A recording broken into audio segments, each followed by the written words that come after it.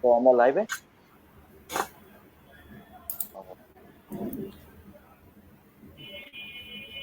আমরা জি ভাই, আসসালামু আলাইকুম।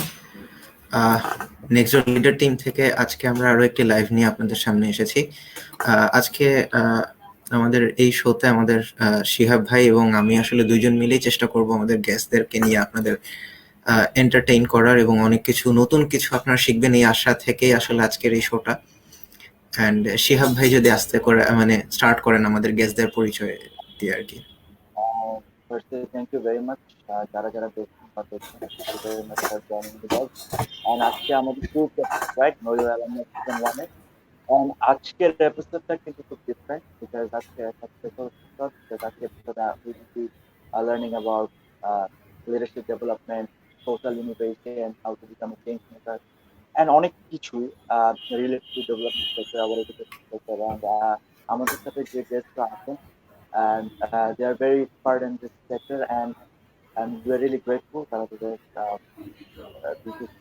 থেকে আমাদের সময় দিচ্ছেন আজকে and আজকে আমাদের সাথে আছেন জাইমা জাহারা আপু who is currently working as senior executive at Bangladesh centre BILC আমাদের সাথে আছেন সুদীপ ভাইয়া he's senior executive and leadership faculty at Bangladesh centre and আমাদের সাথে আছেন তাহমিদ হোসেন ভাইয়া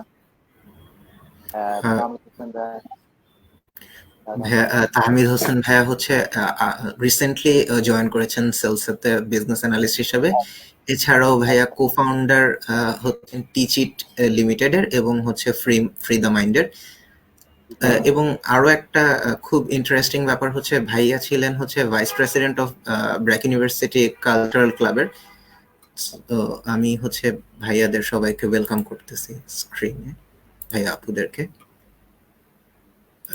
আসসালামু আলাইকুম। ওয়ালাইকুম আসসালাম। ওয়ালাইকুম আসসালাম। ওয়ালাইকুম আসসালাম সবাই। Good evening. Nice to be here. Thanks for inviting us. Yeah. Thanks for inviting us. আচ্ছা ভাইয়া তাহমিদ ভাইয়া সুদীপ ভাইয়া জাইমা আপু দেখলাম যে ভাই আপনার তিনজনের friend and you guys know each other from আপনাদের তিনজনের পরিচয়টা কিভাবে হয়েছিল সেটা সম্পর্কে আমি আসলে আমাদের খুব কম টাইম ছিল ওই জিজ্ঞাসা করতে পারি নাই, তো এখন I was interested to know about this. আপনাদের তিনজনের পরিচয়টা কিভাবে হলো? কে শুরু করবে? আমি না। আচ্ছা, দুজনের সাথে দুই রকম রোড ম্যাপ নাকি? কিন্তু মাঝখানে আমাদের খুবই দুই রকমের ঘটনা। তো মেইনলি দেখি সামারি দেওয়ার চেষ্টা করি। আমি জাইমা একই ব্যাচের 2011 স্প্রিং 2011, তো আমাদের 27 টার্কও আমরা একসাথে শেয়ার করি। তো ওটা গেল জাইমা আর আমার একই ব্যাচেও বিলং করি। তারপরে আমাদের কমন গ্রাউন্ড সুদীপ্তর সাথে মোস্টলি ক্লাব এনভায়রনমেন্ট থেকে। সো আমি ফার্স্টে মনে হয় অ্যাকোয়েন্টেড ছিলাম সুদীপ্তর সাথে ব্র্যাক ইউনিভার্সিটি কালচার ক্লাব থেকে, রাইট সুদীপ্ত? ইয়েস। হ্যাঁ, তো আমার মনে আছে যে কোন একটা ইনস্ট্যান্স, কোন একটা ইভেন্টে একটা মুহূর্তে আমি হঠাৎ করে শুনতে পাচ্ছি যে খুবই সুমধুর কণ্ঠে কেউ গাচ্ছে, তা আবার এরকম একটা ইউনিভার্সিটি ক্যাম্পাস স্পেসে, এবং আমি ভাবতেই পাচ্ছি না যে এরকম কেউ গাইতে পারবে মানে এই পর্যায়ে বা এরকম একটা স্টুডেন্ট কমিউনিটি থেকে। তা আমি কোন একটা কাজে নিয়োজিত ছিলাম এবং আমি কাজটা না করে খালি সবাইকে জিজ্ঞেস করছিলাম এটা কে, এটার নাম কি, মানে এটার নাম কি, এই ছেলেটা কে। তো শুনলাম সুদীপ্ত, এবং আমি কিছুক্ষণ হাঁ করে তাকায় থাকলাম। তো আস্তে আস্তে গুরুজি বলে মনে হয় আমার পরিচয়টা হলো। আর জাইমা ইজ লাইক মাই চুলবুলি ফ্রেন্ড। করতে করতে দেখা হইতে কথা হইতে টার্কে জিনিসটা সলিডিফাইড হয়ে we are basically best friend. So the best company one can have right now. দুইজন। আচ্ছা ভাইয়া, আপনারা হচ্ছে বলতেছিলেন সুদীপ্ত ভাইয়ার সাথে আপনাদের পরিচয় কালচারাল ক্লাবের থেকে। তো সিন্স আপনি কালচারাল ক্লাবের ভাইস প্রেসিডেন্টও ছিলেন, মানে উই আর স্টার্টিং উইথ যদি একটু খুব আপনাদের স্টুডেন্ট লাইফটা নিয়ে স্টার্ট করি বা ওই সময়টার এক্সপিরিয়েন্স গুলো নিয়ে করি, কারণ আমরাও এখানে আসলে আমরাও কারেন্ট স্টুডেন্ট, আমি কারেন্ট স্টুডেন্ট, আরো অডিয়েন্স যারা আছেন তাদের মধ্যে আমি বিশ্বাস করি অনেকে কারেন্ট স্টুডেন্ট আছে। তো আপনাদের ওই সময়টা কেমন ছিল, বা আপনাদের ক্লাবিং লাইফ, ইউনিভার্সিটি লাইফ সবকিছু মিলে আপনাদের আসলে সেই সময়টার কি রিকল করেন আপনারা এখনো, বা এখন রিকল করলে কেমন লাগে, বা ওই টাইমের ব্যাপারগুলো আসলে কেমন ছিল? যদি শুরু করেন, জি সুদীপ্ত ভাই যদি শুরু করেন। ওকে, আমার কথা শুনতে পাচ্ছি? জি ভাই। ওকে, অনেক কিছুই হতো আসলে, আমার মনে হয় এখনো অনেক কিছু হয়, তখনও অনেক কিছু হতো। আমরা যে খুব বেশি আগের তাও না, তার থেকে 6 বছর আগের হতো, মানে তখন পর্যন্ত ছিলাম আর কি। তো কিরকম হতো এর মধ্যে আমার মনে হয় যে পড়াশোনার জায়গাটা তো আমার মনে হয় ব্র্যাকের সব স্টুডেন্টের জন্যই কিছু কমন জায়গা আছে, ওই জায়গাটাতে আমি খুব বেশি ফোকাস করবো না।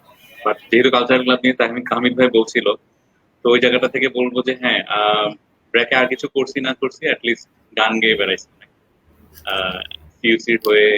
তারপর আমাদের ফ্রেন্ডরা নিয়ে, আমার বেস্ট ফ্রেন্ড সূর্য, তো ওর সাথে আমরা আরকি বিল্ডিং এ বসে আমরা গান গাইতাম, নিচেও গান গাইতাম, যেখানে বটতলা আর কি, বটতলার ওখানে বসে বসে গান গাইতাম। তারপরে হচ্ছে 11th ফ্লোরে বসে ওখানে অনেক সময় গেছে, ওখানে বসে একদম জোরে জোরে চিৎকার করে গান গাইতাম, এবং অনেকবার আমাদেরকে আমাদের আগে যে হেড ছিল তখন এসে আর কি আমাদেরকে দৌড়ানি দিত, এরকম হয়েছে, অনেক কিছু বুঝাইতো।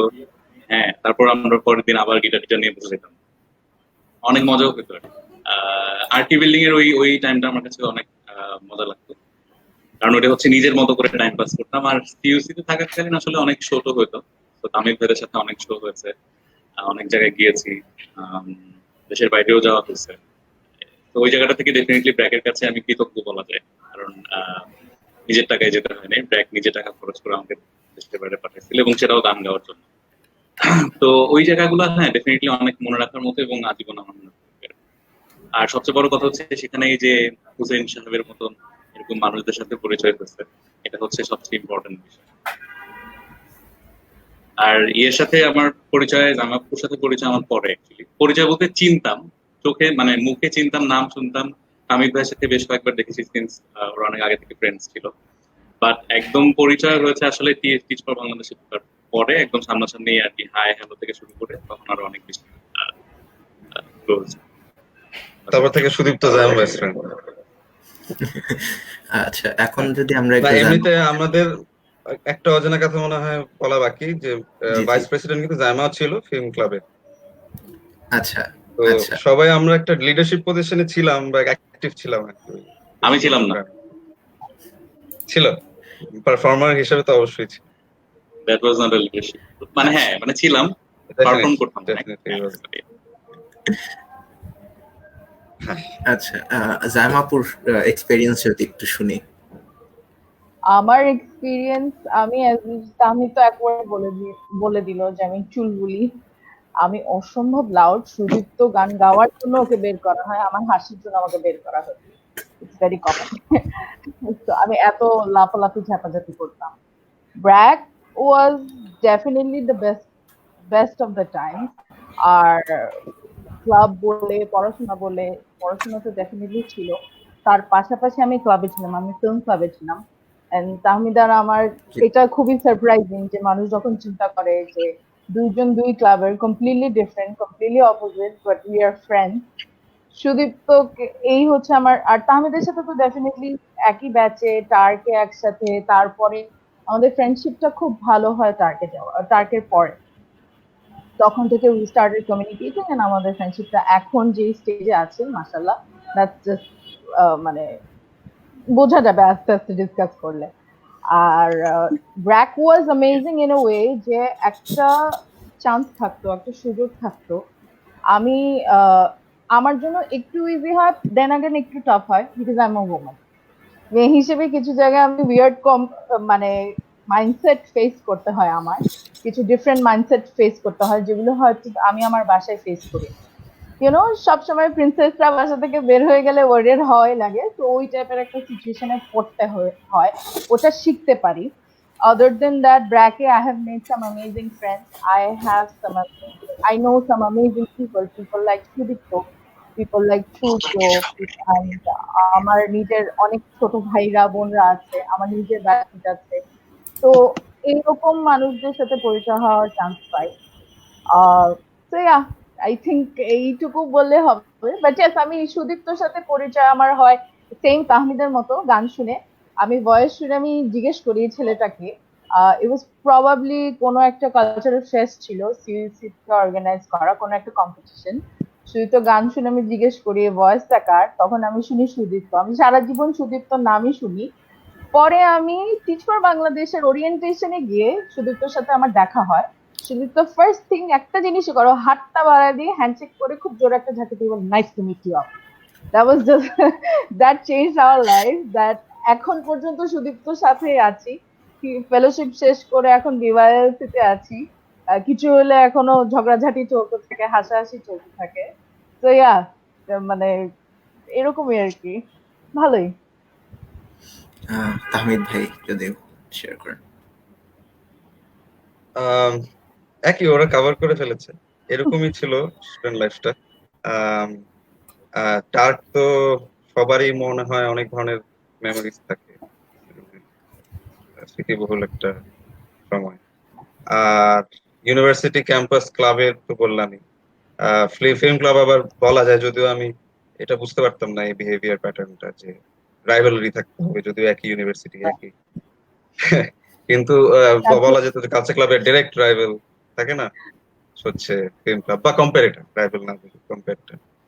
তো মাঝে মাঝে দেখা যেত যে আমরা তো ফাইট করতাম না, এটা একটা মানে ইন্টারেস্টিং আউটলুক।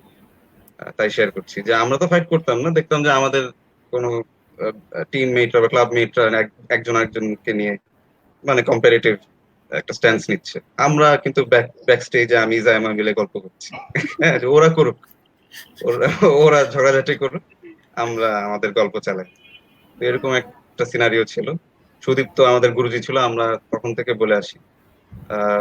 এমনিতে আমার জুনিয়র, তখন আমাদের তো একটা এরকম ট্রেডিশন আছে সিনিয়র জুনিয়র, হ্যাঁ, একটা সেন্স অফ রেসপেক্ট বা রেভারেন্স। কিন্তু সুদীপ্তর বেলায় আমি উল্টা ওকে অনেক সম্মান দিতাম বা দেওয়ার চেষ্টা করতাম। পরে দেখি যে না, যে যতই গুরুজির মতো স্টেজে থাকুক না কেন, ও কিন্তু পিছনে অনেক দুষ্টু, হ্যাঁ, ব্যাক স্টেজে। তারপর ওর সাথে আমার ওই দুষ্টু দুষ্টু সম্পর্ক, এক কথায় বলে যদি ডিসক্রাইব করতে হয়, আমার আর সুদীপ্ত দুষ্টু দুষ্টু সম্পর্ক। আমি ভাই, তুমি কিন্তু লাইভে আসছো, এটা ভুলে যাও না। আচ্ছা ঠিক আছে, আমি বলতে চাচ্ছি না, তোমাকে দেখলে আমি ভুলে যাই। আমি কোয়ার্টার ফর্মাল।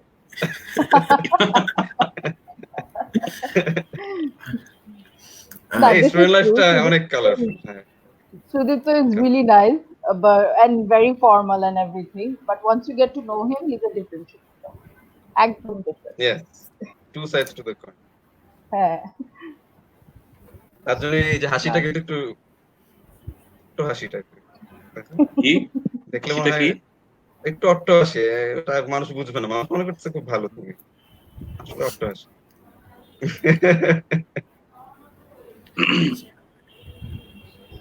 তো জানা তো আপনি বলছিলেন যে আপনার সাথে সুদীপ্ত ভাই দেখা হয়েছিল যেটা টিচ ফর বাংলাদেশের ওরিয়েন্টেশন। তো এই টিচ ফর বাংলাদেশের আপনার তিনজনই ফেলো ছিলেন কি আপনি টিচ ফর বাংলাদেশ ছিল।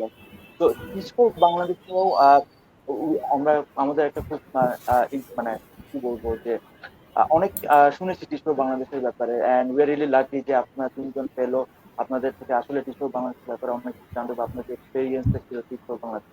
তো টিচ ফর বাংলাদেশের এক্সপেরিয়েন্সের ব্যাপারে জানতে চাচ্ছিলাম যে আপনারা তিনজন কি একসাথে ছিলেন টিচ ফর বাংলাদেশে, আর জাস্ট জাইমা উপস্থিত হয়ে একসাথে?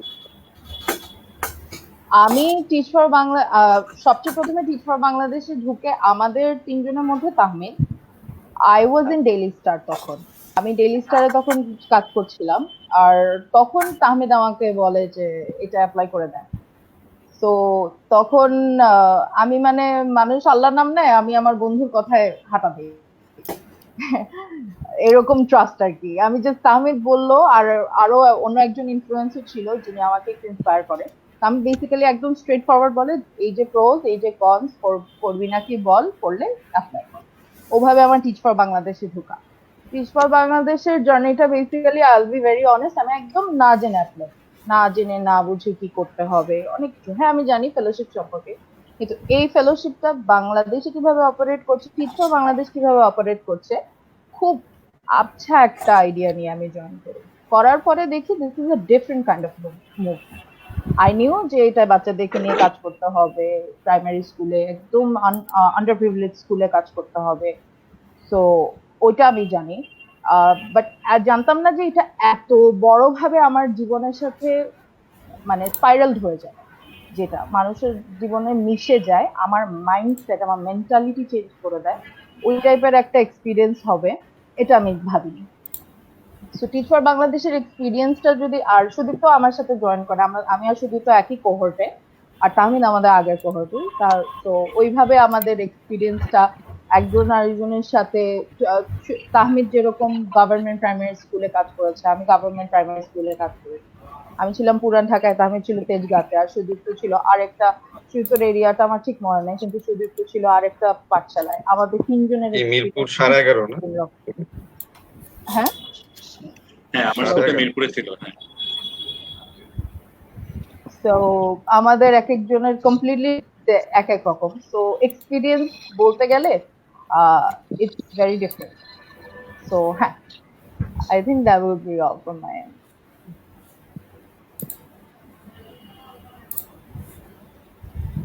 তো টিচ ফর বাংলাদেশ, হ্যাঁ মানে আমাকে তো বলেই দিল, আমি আর আমি তো একই কোহর্টে, 27 কোহর্টে।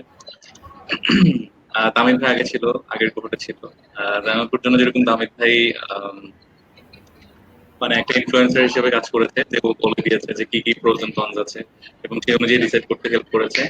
সো একইভাবে আমার ক্ষেত্রেও কিছুটা কাজ করেছে। আমিও এখানে জয়েন করার আগে, টিএফবি তে জয়েন করার আগে তামিদ ভাইয়ের সাথে অনেক বেশি কমিউনিকেট করেছিলাম যে কি জিনিসটা আসলে কি হচ্ছে না হচ্ছে বা কি করবে। So definitely he also taught me a lot in deciding to join there. হ্যাঁ মানে আমার অবশ্যই আমি যেহেতু আগের কোহর্টে, প্রিভিয়াস কোহর্ট 2016, তো আমার একটা দায়িত্ব হয়ে গিয়েছিল। প্লাস আমার এটাও মানে দায়িত্বের মধ্যে পড়ে যে আমি তাদের চয়েসটা যেন নিউট্রালি আমি ইনফ্লুয়েন্স করতে পারি। তো আমি দুই সাইডটাই আমি ওদেরকে বলার চেষ্টা করলাম তোমাদের ক্যারিয়ার প্ল্যানে এটাকে আটা যায় কিনা, এটাকে অ্যাড করতে চাও। তারপর দেখি দুজনেই খুবই ইন্টারেস্ট নিয়ে ঢুকলো এবং আই ওয়াজ দ্য মোস্ট মানে এক্সাইটেড অ্যাবাউট এত ফ্যামিলিয়ার ফেস আমি আমার ওয়ার্ক প্লেসে দেখবো। ইভেন দো এটা আমাদের এক একজনের এক একটা কমিউনিটিতে মেইনলি কাজ করা হতো, মেজরিটি মানে থ্রু আউট দ্য উইক, সপ্তাহে একদিন দেখা হতো মেইনলি। তো তারপরও ইট ওয়াজ আ বিগ রিলিফ। আর আলাদা আলাদা কোহর্ট থাকলেও ইভেনচুয়ালি কোহর্টদের মধ্যে মেইন বন্ডিংটা হয় আমাদের টিচ ফর বাংলাদেশে একটা উইন্টার একাডেমি বলে একটা প্রি ট্রেনিং বা ওরিয়েন্টেশন ট্রেনিং বলা যায় প্রোগ্রামের মতো, 6 সপ্তাহ রেসিডেন্সিয়াল ট্রেনিং।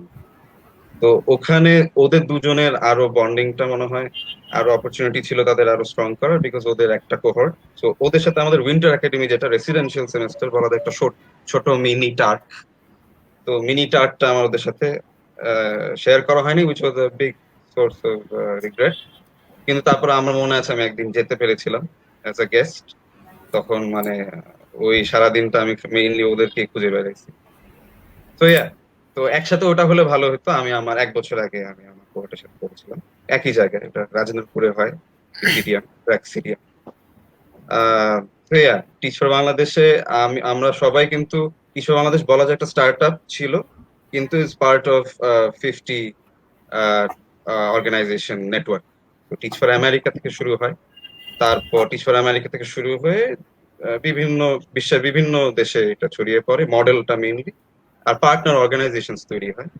সো তারপর একটা নেটওয়ার্কের একটা অ্যাসোসিয়েশনের নাম দেওয়া হয় Teach For All network. So ওটার একটা অংশ হিসেবে Teach For Bangladesh as an independent partner organization 2014 সালে এটা শুরু করে। তো 2014-তে ব্র্যাকের এক্স্যাক্টলি কয়জন ছিল মনে নাই, কিন্তু খুবই কম, মাত্র 14 জন দিয়ে শুরু করেছিল ফেলোশিপ। তারপর থেকে 2015-তে আমাদের সাদিয়া আফরিন বলে একজন আছেন ব্র্যাকেরই। তারপর 2016-তে আমার সাথে দুজন ঢুকেছিল, তন্নি আপু আর ফিজা। তারপর দুজন ড্রপ আউট করে। রয়ে যাই আমি, ব্র্যাকের বলতে গেলে তখন আমি আর সাদিয়া, আর কেউ ছিল কিনা এক্স্যাক্টলি মনে পড়ছে না আপাতত। ও তহিদ, তহিদ তহিদ একজন ছিলেন, আলেয়া সে ছিল। সিএলস, আলিয়া তহিদ, আলিয়া তহিদ এনারা এনারা ছিলেন। তো বলতে গেলে 4-5 জন ব্র্যাক থেকে। এবং তখন আমাদের একটা কাজই ছিল যে এই নতুন যে মুভমেন্টটা নিয়ে অর্গানাইজেশনটা নেমেছে, আর আমরা অ্যাজ রিপ্রেজেন্টেটিভ প্রতিনিধি হিসেবে যারা আছি টিমে, আমাদের সবসময় একটা কাজ থাকতো যে আমরা অ্যাডভোকেট করবো, অ্যাডভোকেট হিসেবে কথা বলবো সবার সাথে।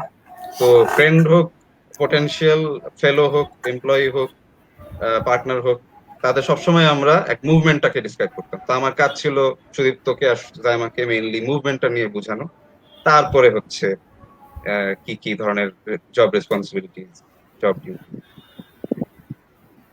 সো মুভমেন্টটাই ছিল মেইন, আনকনভেনশনাল একটা জব ছিল, আনকনভেনশনাল একটা চয়েস ছিল, বাট ডিরেক্ট ফিল্ডে কাজ করার opportunity education development sector, NGO sector যেভাবেই বলেন। তো এডুকেশন ডেভেলপমেন্টের জন্য one of the most optimised বা সবচেয়ে বেশি ইউটিলিটি সহ একটা জব, যেখানে শেখার অনেক সবচেয়ে বেশি সুযোগ থাকে, কারণ যে ডিরেক্ট ফিল্ডে কাজ করছে, আর with one of the most মানে চ্যালেঞ্জিং কমিউনিটিস, বিকজ ঢাকা শহরে টিচার টু স্টুডেন্ট রেশিও একটা বড় ফ্যাক্টর, অথবা ঢাকা শহরে জীবনযাত্রাটা গ্রামের চেয়ে আমাদের স্টুডেন্ট বা বেনিফিশিয়ারি যারা ছিলেন, গ্রামের চেয়ে ঢাকা শহরে জীবনযাত্রা আরো কঠিন, যেটা তাদের আমাদের যারা বেনিফিশিয়ারি কমিউনিটি ছিল তাদের এডুকেশনে অনেক বেশি একটা প্রভাব ফেলতো। তো ওটা চ্যালেঞ্জ হিসেবে আমাদের ঘাড়ে আসছে, আমরা এই ফেলো হিসেবে ওটা নিয়ে কাজ করতাম। 2 বছরের ফেলোশিপ এক একজন শেষ করেছি। আমার 2017 সালে শেষ হয়, জায়মার সুদীপ্তর ফেলোশিপ শেষ হয় 2018 সালে। টিচার জি। বাংলাদেশে অনেক কিছুই বলা যায়, একবারে একটু ছোট করে বলার এটা চেষ্টা করি। একটা একদমই ছোট করে বলা যায় না, আর এটা এক লাইনে শেষ করাও যায় না। প্রত্যেকের এত এক্সপিরিয়েন্স, এত ডিফারেন্ট এক্সপিরিয়েন্স, এত গল্প। এক্সপিরিয়েন্স না হলে এগুলো যদি গল্প হিসেবে আমি যদি বলি, তা আমি যেরকম বললে অনেক কিছু শেখা যায়, আবার অনেক কিছু নিজেকেও ডিসকভার করা যায়। এটা মানে এক লাইনে বলার মতো না। আপু ভাইয়া আপনারা সবাই আসলে আপনাদের ইউনিভার্সিটির জার্নি নিয়ে এতক্ষণ কথা বলছিলেন, বা এর পরে টিচ ফর বাংলাদেশ নিয়েও আমরা কথা বললাম। তো ভাইয়া একটা মেনশন করলেন যে প্রথম যখন শুরু হয় তখন ব্র্যাক থেকে আসলে সেই রকম ফেলো ছিল না, বা আপনার সাথেও আরো দুজন ছিলেন, পরে ওনারা ড্রপ করে দেন, আপনি ছিলেন। তো এখন হচ্ছে আমরা যদি ইউনিভার্সিটিতে দেখি যে আমরা ইউনিভার্সিটি স্টুডেন্ট যারা এখনো currently, we are more into corporate jobs, or যেটাকে আমরা প্রপার জব বলি। বাট দিন শেষে ভাইয়া একটা ব্যাপার তো আমরা সবাই মানি যে ডেভেলপমেন্ট ইজ আ থিং, যেখানে হচ্ছে আমরা আমাদের দেশকে অনেক কিছু দিতে পারবো, আমাদের কমিউনিটির জন্য আমরা অনেক কিছু করতে পারবো। তো আপনাদের কি মনে হয় ভাইয়া যে আমরা আসলে স্টুডেন্টদের যে এই যে একটা mentality to join corporate job or agency job বা এমএনসিস, সেইখান থেকে কিভাবে তাদেরকে ডেভেলপমেন্ট সেক্টরে মানে তাদের ডেভেলপমেন্ট সেক্টর তাদের জন্য কতটুকু বেনিফিট হতে পারে comparing to corporate job, and এইখানে জয়েন করতে চাইলে আসলে নিজেদেরকে কিভাবে তারা এটার জন্য মেন্টালি প্রিপেয়ার করবে, বা অন্য কিভাবে প্রিপেয়ার করতে পারে? যদি তাহমিদ ভাইয়া থেকে শুনি একটু প্রথম। আচ্ছা, মেন্টালি প্রিপেয়ার করা, আচ্ছা প্রথমে আসি আমার মত, আমার মতামতটা জানাই। এক একজনের তো এক একটা আউটলুক থাকে, জব ক্যারিয়ার প্ল্যানস হতে পারে, জব সেক্টর হতে পারে। আমার এখনো মনে হয় না যে সবাই কর্পোরেটের মাইন্ডসেট নিয়ে বের হয়, কিন্তু corporate seems to have the most number of opportunities আমাদের দেশে। হ্যাঁ, যেটা হচ্ছে মানে বেনিফিট স্কিম বলেন, যেটাই বলেন না কেন, সব মিলায় সবচেয়ে বেশি রিলায়েবল জব হিসেবে আমরা কর্পোরেট ধরি বা মাল্টিন্যাশনাল কোম্পানি জব ধরি। এবং বাংলাদেশে আমার মনে হয় ওটার এমপ্লয়ার সংখ্যাও বেশি। হ্যাঁ, এনজিও যদিও বাংলাদেশে, কিন্তু এনজিও সবচেয়ে বেশি সংখ্যক এনজিও বাংলাদেশে আছে, হ্যাঁ, যদি আমরা কম্পেয়ার করি গ্লোবালি। কিন্তু আমরা কিন্তু ওই ব্র্যান্ড ভ্যালুটা খুঁজে পাই না এনজিও সেক্টরে। হ্যাঁ, অনেক ধরনের আছে, লোকাল এনজিওর তো কোনো শেষ নাই গণনায়, আইএনজিও আছে, ইন্টারন্যাশনাল এনজিও আছে, কিন্তু আমরা ব্র্যান্ডটা না কেন জানি আমাদের, যখনই আমরা গ্রাজুয়েট করি ওই ব্র্যান্ড ভ্যালুতে আমাদের আস্থা থাকে না। এটা একটা। দ্যাটস ভেরি, মানে ফ্র্যাঙ্কলি স্পিকিং বলতে গেলে এটাই অবস্থা। তা কিন্তু তারপর ইউনাইটেড নেশন, জাতিসংঘ হলে তো কোনো কথাই নেই। তারপর আস্তে আস্তে আসলো সেভ দ্য চিলড্রেন, তারপর বিভিন্ন প্ল্যান ইন্টারন্যাশনাল, কত কিছু আছে। কিন্তু সবসময় কর্পোরেট, এটার মেইন কথাটা আমি বলবো যে আমাদের ইউনিভার্সিটিতেও দেখবেন যে বেশি সংখ্যক স্টুডেন্ট হচ্ছে বিবিএ। হ্যাঁ, বেশি সংখ্যক মানে সবচেয়ে বড় ডিপার্টমেন্ট বিবিএ তে, প্রফিটেবল ডিপার্টমেন্ট যদি ইউনিভার্সিটি পার্সপেক্টিভে দেখেন বিবিএ। ইঞ্জিনিয়ারিং যারা ট্রিপল ই সিএসসি তাদের থেকেও বেশিরভাগই কিন্তু আলটিমেটলি কর্পোরেটেই আসে। টেকনিক্যাল সেক্টর হোক, ইঞ্জিনিয়ারদের টিমে ঢুকুক, ইঞ্জিনিয়ারিং টিমে ঢুকুক, অথবা বিভিন্ন গ্রাজুয়েট, ইঞ্জিনিয়ারিং গ্রাজুয়েটরা কিন্তু বিজনেস পজিশনেই ঢুকছে। হ্যাঁ, তো এটা একটা ট্রেন্ড। ট্রেন্ডের বেলায় in terms of change making এ যদি এখন আসি, চেঞ্জ মেকিং এ আমি বলবো যে চেঞ্জ মেকিং তো কর্পোরেট সেক্টরেও হয়, in terms of consumer market, product sales, marketing. তো ওখানে আবার চাকরি, কোম্পানি গ্রো করলে মানে আরো এমপ্লয়াবিলিটিও বাড়ে, মানুষের ভ্যাকেন্সি বাড়ে, মানুষের চাকরির খাত বাড়ে, চাকরির সুযোগ বাড়ে। তো এটাও এক ধরনের সোসাইটির জন্য একটা কন্ট্রিবিউশন। তো ডিরেক্ট যে কন্ট্রিবিউশনটা, যেখানে আন্ডারসার্ভড কমিউনিটিদের জন্য, যেখানে বিভিন্ন চ্যালেঞ্জিং সিচুয়েশনে আছে, হতে পারে এখন যে রেফিউজি ক্রাইসিস, এরকম বিভিন্ন সিচুয়েশন কিন্তু আমাদের দেশ জুড়ে আছে। ডিরেক্ট কোনো ইম্প্যাক্ট করতে গেলে অবশ্যই ডেভেলপমেন্ট সেক্টরে আসতে, এটা ঠিক। আমরা কেন টিচ ফর বাংলাদেশে ঢুকলাম, এটা তো আরো আনকনভেনশনাল, এটা আমরা কেউ জানতামও না। কিন্তু যেটা হয়েছিল, ব্র্যাকে জব ফেয়ার হতো। তো আমি জব ফেয়ার ছাড়া কিন্তু আমার কোনো সুযোগ ছিল না টিচ ফর বাংলাদেশ ব্যাপারে জানার। তা আমিও ওনাদের বুথে গিয়েছিলাম। ওখানে কেট লিন বলে একজন ছিলেন, যিনি মেনলি আমাদের তখনকার সময় লিডারশিপ ডিরেক্টর ছিলেন, এবং one of the 2 or 3 people যারা এস্টাবলিশ করেছেন টিচ ফর বাংলাদেশ, মানে এই নেটওয়ার্ক অর্গানাইজেশন হিসেবে। তার কাছ থেকে আমি ব্রিফ শুনি, এবং আমি যখন শুনি, আমি জানি না জায়মা সুদীপ তো একই রকম অনুভূতি ছিল কিনা ঢোকার সময়, বা ওইটা একটা পারপাস ছিল কিনা। আমি যখন দেখলাম যে না, আমি বাচ্চাদের সাথে ডিরেক্টলি কাজ করব, এনজিওর, যেটা বললাম, এনজিওর এক্সপিরিয়েন্সটা আমার একদম ফিল্ড লেভেলে শুরু হবে, এবং আমি একটা টিচিং জব, হ্যাঁ, যেটা একটা নোবেল জব ধরা হয়। প্লাস আমি শুধু টিচার না, এডুকেটররা কি করে, তারা কিন্তু কমিউনিটি লেভেলেও কাজ করে, কত ভাবে ফ্যাসিলিটেট করা যায় এডুকেশন, এটা নিয়ে কাজ করে। তো আমি তখন মনে করলাম যে না, this should be a good starting point. Plus আমি জানলাম আমি 6 সপ্তাহের একটা প্রফেশনাল ট্রেনিং পাবো। 6 সপ্তাহ আমি একটা জায়গায়, আমার আবার তখন খুব ইচ্ছা ছিল বাসা থেকে কয়েকদিনের জন্য চলে যাওয়ার, দূরে কোথাও চলে যাওয়া। তো এটা আমার একটা ছোটখাটো পার্সোনাল একটা উদ্দেশ্য ছিল। তো এই ভিত্তিতে আমি চলে গেলাম। তারপর আমি ভাবলাম যে না, এটা একটা খুবই ভালো একটা মডেল। তো আমি তো বলেছিলাম, কিন্তু আমি ঢোকা না পর্যন্ত কিন্তু বুঝতাম না যে কতটুকু ইউনিক এক্সপিরিয়েন্স, ইউনিকনেস আমি সবসময় খুঁজতাম। আমার মধ্যে এই ব্যাপারটা ছিল যে আর কত কর্পোরেট, আর কত ডিরেক্ট অফিসে বসে অঙ্ক কষা, আর কম্পিউটার স্ক্রিনে তাকা থাকা, দেখা গেল যে না, ওটাও আছে, কিছু আমাদের সবই আছে। হ্যাঁ, আমরা কিন্তু আবার আমাদেরকে অনেকভাবে আন্ডারমাইন করা হয় বা আন্ডার এস্টিমেট করা হতো as a development worker, specially as a teacher.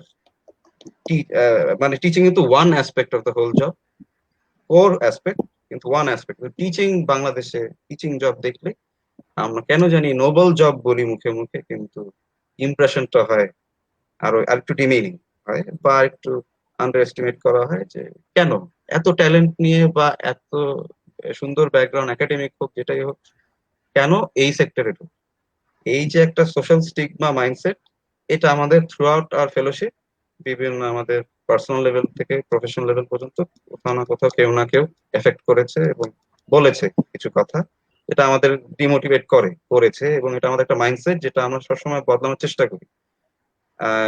যদি আইএনজিওর একটা কিছু হতো, যদিও এটা এক ধরনের আইএনজিও, টিচ ফর বাংলাদেশ, তাহলে নিশ্চয়ই মেনে নিত যে আচ্ছা, ফেলো যেটাই হোক, ডেজিগনেশন অনারেবল। বাট সবসময় এই কোয়েশ্চেনটা কেউ না কেউ করতো যে কেন। But it was a full-time job with proper benefits, yes, and it was a platform to learn and to give, and leadership এর জন্য best, লিডারশিপ এক্সারসাইজ করতে চাই আমরা সবাই, one of the best exercise. আপু, এরপর যদি আমরা একটু জামাপুর থেকে শুনতে চাই এই ব্যাপারটা নিয়ে, যে আহ, কিভাবে উনি দেখেন এই ব্যাপারটা, যে স্টুডেন্টরা কর্পোরেটের দিকে অনেক বেশি ইন্টারেস্টেড। আমি I'll be very honest, আমি পার্সোনালি যেই জিনিসগুলো নিয়ে সবচেয়ে আগে আমি ডেভেলপমেন্ট সেক্টরটা নিয়ে বলবো। কর্পোরেটে যাওয়া বা কর্পোরেট জবের দিকে অ্যাট্রাক্টেড হওয়া, এমএনসি জব অপরচুনিটিস এর দিকে অ্যাট্রাক্টেড হওয়াটা আমার কাছে মনে হয় না ইটস ব্যাড থিং। বরঞ্চ আমি বলবো যে if you really want to work in a corporate then you should go for it. But if you think you can bring change, or if you think you want to contribute in something যেটা তোমার দেশের জন্য বা 10-এর জন্য, just 10 জনের জন্য যদি beneficial হয়, then you should go for it. এখানে দুই ধরনের সেক্টর আছে, একটা হচ্ছে development sector, second is entrepreneurship. If you really want to do something, then do any of these. কেন বলছি ডেভেলপমেন্ট সেক্টরের জিনিসটা হচ্ছে you will get to work with someone যে অনেক জানে, যে এইসব নিয়ে কাজ করে, রিসার্চ করে, একটা এক্সপিরিয়েন্স আসে। আমি কিন্তু জানতাম না যে আমার টিচ ফর বাংলাদেশে কাজ করাটা আমার জন্য এভাবে আগাবে, বা আমি এখন বিওয়াইএলসিতে আছি, আমি কিন্তু এখন এডটেকের কাজ করছি। আমি জানি আমি কিসের জন্য কাজ করছি, আমি জানি আমার কাদের জন্য কাজ করছি, আমি জানি আমার টার্গেটেড অডিয়েন্স কারা। কর্পোরেটেও it's same, it's just the differences আমার কাজের মধ্যে হিসাব করতে হয় একটা পার্সন কতটুকু লাভ পাবে। আমিও সেল করছি, অন্যরাও সেল করছে, আমার হিসাব করতে হয় তার লাভটা যেন তার যে সে যতটুকু দিচ্ছে তার থেকে যেন বেশি পায়। আমার ওই মানে অ্যাকাউন্টেবিলিটিটা থাকতে আছে, মানে আমার রাখতে হয়, আমাকে চেষ্টা করতে হয়, দ্যাট ইজ মাই গোল। আমি যাদের সাথে কাজ করি তাদেরও একই মাইন্ডসেট। সো ডেভেলপমেন্ট সেক্টরের যে জিনিসটা হচ্ছে সমস্যাটা, ওই সবাই একটাই চিন্তা করে যে আমাকে অনেক খাটতে হবে, আমি এর বদলা হয়তো তত পাবো না। এবং এক্স্যাক্টলি এই কথা আমার শুনতে হয়, তুমি তো অন্য জায়গায় যেতে পারো, তুমি তো অন্য জায়গায় ঢুকতে পারো। আমাকে এই আজকে সকালেও দুইটা বিডি জবস এর লিংক শেয়ার করা হয়েছে, একজন আমাকে শেয়ার করেছে যে so that I can change my job, but this person do not know. I don't blame him, I did not get offended, I'm used to it, because উনি জানেন না, ওই ভদ্রলোক জানেন না যে আমার প্যাশনটা কোথায়, আমি চেষ্টা কেন করছি। হ্যাঁ, তো এগুলো হচ্ছে ব্যাপার। এই হচ্ছে ডেভেলপমেন্ট সেক্টর। ডেভেলপমেন্ট সেক্টরে যাওয়া উচিত তাদেরই যারা চেঞ্জ থেকেও কন্ট্রিবিউট করতে চায়, কিছু করে কারো জন্য কিছু করতে চায়। And again, if you think যে development sector is not your cup of tea or anyone's cup of tea, এটা কিন্তু খুবই সহজ ব্যাপার না। এটা যদি মনে হয় যে ঠিক আছে, let's go for someone else or something else, then I would suggest, then if you have opportunities, if you have enough backup, then start your own startup. Seriously, যদি আইডিয়া ভালো হয়, যদি ব্লু ওশনের মধ্যে না পড়ে, then definitely you should go for it. Why not? কারণ আমার হচ্ছে ডেভেলপিং কান্ট্রি, আমি উন্নতির দিকে আগাচ্ছি। অন্যরা আমি জানি অনেক অনেক আইডিয়া এখানে আনতে গেলে হয়তো বলবে আরে এগুলো তো বিদেশে আছে। হ্যাঁ, বিদেশে আছে, এখানে আছে নাই। সো ডু দ্যাট, একটু থেকে শুরু করো, অথবা চাকরি করতে করতে একটা শুরু করা। তো যদি মনে হয় যে 100% এর উপরে 200% দিতেই হবে, then and development sector is not your thing, but you really want to do something for your country, then start your own organization or own business or anything. আমি জানি যে অনেক সময় আমি জানি আমি অনেকের সাথে মেলামেশা করেছি, কাজ করেছি, সৌভাগ্য হয়েছে আমার। এবং আমি এটাও দেখেছি অনেকে ও কর্পোরেট, ওর সাথে কথা বলা, আই নো, ইভেন আমি এটাও ফেস করেছি, আরে তুমি তো ডেভেলপমেন্ট সেক্টরে, তুমি কি বুঝবা। I had two here that as well. আমার কথা হচ্ছে এই ফাইন লাইনটা না টানা বেটার, বরঞ্চ একসাথে মিলে দুইটাকে ব্লেন্ড করে একটা কিছু বের করে আউটকামটাকে ম্যাক্সিমাইজ করা গেলে that will be best for us. It's not for me, the development সেক্টরের মাইন্ডসেটটা সত্যি কথা আমি আমার জন্য চিন্তা করতে পারতেছি না, আমাকে অনেকজন মিলায় চিন্তা করতে হয়। হ্যাঁ, অনেকটা টার্কের ইউটিলিটেরিয়ানিজমের মতো। Oh my god, nerd alert, nerd alert. তো হ্যাঁ, ব্যাপারটা এরকমই, আমাকে চিন্তা করতে হচ্ছে ওভাবে। So even if I'm selling, I know I'm selling someone else, because আমার কারণে ওই পার্সনটার লাভ হবে, এই হচ্ছে আমার হিসাব। এখন আমি জানি না, আমি কর্পোরেটে কাজ করি নাই, আমি জানি না ওইখানে মাইন্ডসেট, আমি ওটা নিয়ে কোনো কমেন্ট করবো না, but yes I would want to share this idea যে if you think development sector is not for you but you really want to do something, then start your own something. Especially after pandemic, things are going to change, things are going to change badly, already things have changed, drastically change হচ্ছে, অনেক কিছু হচ্ছে। So I think আমাদের জন্য এখন it's high time আমাদের hybrid কিছু বের করতে হবে, এন্ড এটা কমপ্লিটলি ডিপেন্ড করে একটা পার্সনের উপর। এটা আমার আইডিয়া এক হবে, তাহমিদের আইডিয়া আরেক হবে, আহ শাখাওয়াতের আইডিয়া এক হবে। So এইখানে প্রত্যেকের কিন্তু চিন্তা ভাবনা different. So my point is তিনটা তিনটা জিনিস খেয়াল রাখতে হবে। Be honest to your self, be very positive, and make sure your environment is correct. The people you are going out with, hanging out with, your friends, the people you know, your network is correct. এই তিনটা জিনিস যদি ঠিক থাকে, then I think যে কেউ যে কোনো জায়গায় 100-র মধ্যে 70 তো পাবে, একটা এ তো পাবে, 80% তো পাবে। So I think that's good enough. True true. আর আপু ভাইয়া যেটা বললেন যে ডেভেলপমেন্ট সেক্টরে কাজ করার জন্য যে সবচেয়ে বড় যে জিনিসটা আমার যেটা মনে হচ্ছে যে প্যাশনটা কাজ করে, বা এট the end of the day যে স্যাটিসফ্যাকশনটা পাই যারা কাজ করছেন ডিরেক্টলি। তো দিস ইজ সামথিং এলস, মানে সেটা সেটা অ্যাকচুয়ালি মানে ফিল করাটা, মানে না করলে বা না গেলে বা কারো যদি প্র্যাকটিক্যাল এক্সপিরিয়েন্স না থাকে, আমরা তো অনেকে মানে শুনে আসছি যে ডেভেলপমেন্ট সেক্টর, এনজিও কাজ, তো আসলে ডিরেক্টলি ইনভলভ না হলে সেই জিনিসটা বোঝা যায় না, স্যাটিসফ্যাকশনটা পাওয়া যায়। সুদীপ্ত ভাই থেকে আসলে জানতে চাচ্ছিলাম যে মানে এই যে একটা ফিলিংস বা স্যাটিসফ্যাকশন কাজ করে, মানে যে আপনি আপনার প্যাশন নিয়ে কাজ করছেন directly, and every moment you are thinking or you are realizing that you are giving something back to the country, and এই যে একটা মানে আফটার 2 years একটা কমিটমেন্টের পর, and still you are committed to the country as well, because আপনি US সাথে কাজ করছেন, বা তামিলটা আপনার যে টিচিটের কাজ করেছেন, বা আপনারা টিচ ফর বাংলাদেশে 2 বছর ছিলেন, and then you guys implemented what you have learned in real life as well, and still you are doing। তো এই ব্যাপারে জানতে চাচ্ছিলাম যে এই এক্সপেরিয়েন্সটা কেমন, যে টিচ ফর বাংলাদেশে একটা এক্সপেরিয়েন্স, এন্ড আফটার দ্যাট আপনারা যে আপনাদের স্কিল নলেজ যে একদম রিয়েল লাইফে, এন্ড এখন still you are doing that, এই ব্যাপারে জানতে চাচ্ছিলাম। So yeah, thanks for asking this question. আমার মনে হয় দুইটা ডিফারেন্ট একটু আমার এক্সপিরিয়েন্সটা। টিচ ফর বাংলাদেশে তো ম্যাক্সিমাম জিনিস আমি তো বলবোই, ওই জিনিসগুলো আমার জন্য সেম ছিল। কিন্তু ওখান থেকে মানে যে জিনিসগুলো শিখেছি, একটা হচ্ছে টিচিং স্কিল, ডেফিনেটলি বিগত 6 মাসের যে ট্রেনিংটা, ওই ট্রেনিংটা একটা ইন্টারন্যাশনাল লেভেলের training, there is no doubt. ওই ট্রেনিংটা অ্যাটলিস্ট টিচিং স্কিলের জায়গাটা থেকে অনেক হেল্প করে, এবং লিডারশিপের স্কিল যেটা বললো তাহলে যে লিডারশিপ স্কিল ডেভেলপ করতে অনেক হেল্প করেছে, এবং এই জিনিসগুলোকে নার্চারও করা হয়েছে। বাট এখন যেখানে আছি সেখানটাতেও এই জায়গাটাতেই বা এই জিনিসগুলো নিয়েই কাজ করছি। আমি একজন ফ্যাকাল্টি হিসেবে কাজ করছি এখানে, লিডারশিপ ফ্যাকাল্টি হিসেবে। তো ওখানেও আমাকে পড়াতে হচ্ছে, স্টুডেন্টদের সামনে যেতে হচ্ছে। তো আমার জন্য এটা একদমই ডিরেক্ট কানেক্টেড, মানে ডিরেক্ট কানেকশন ছিল আর কি। মানে টিচ ফর বাংলাদেশে যা আমি শিখেছি এবং যে জিনিসগুলো আমার মধ্যে ডেভেলপ করেছে, ওই জিনিসগুলোই আমি এখনো ডেভেলপ করে চলেছি, এবং যে জিনিসগুলো আমার মধ্যে এসেছে সেটা আমি চেষ্টা করছি যে অন্যদের মধ্যে কিভাবে ট্রান্সফার করা যায়। এবং ফিলিংস এর কথাটা যেটা বলছিলে যে feelings is really good, definitely. But আমি এখানে একটু আগের প্রশ্নটার সাথে একটু কানেক্ট করতে চাই। এই ফিলিংসটা ভালো, এই ফিলিংসটা খুব সুন্দর, কিন্তু এই ফিলিংসটা ধরে রাখাটা খুব কষ্ট।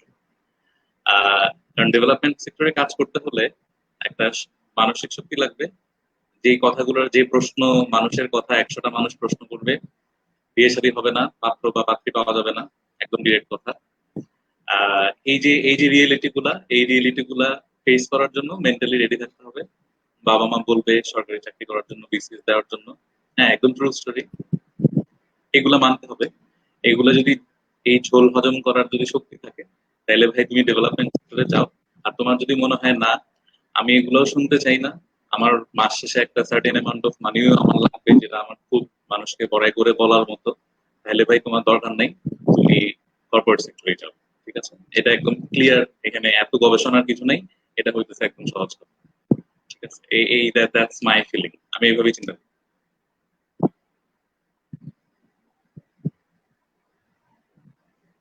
Yeah.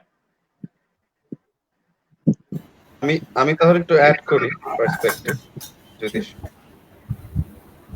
হ্যাঁ, সেটা হচ্ছে ফিলিংসটা আমারটা আবার একটু অন্যরকম। আমি ভাবি যে কর্পোরেট ডেভেলপমেন্ট আমি তেমন কোনো ডিফারেন্স আসলে দেখি। প্যাশন কিন্তু দুই জায়গাতে একই, রেট অফ ফেলিয়ারও এক। একটা কর্পোরেটে মেইনলি একটা কাস্টমার থাকতে পারে, একটা ক্লায়েন্ট থাকতে পারে, ওভাবেই কিন্তু ডেভেলপমেন্ট সেক্টরে দেখা হয়, বলা যায় বেনিফিশিয়ারি অ্যাবসলিউটলি। ব্র্যান্ডিং আলাদা, ঠিক আছে। আর এফেক্টিভনেস এটাও কিন্তু ওই একই রকমই।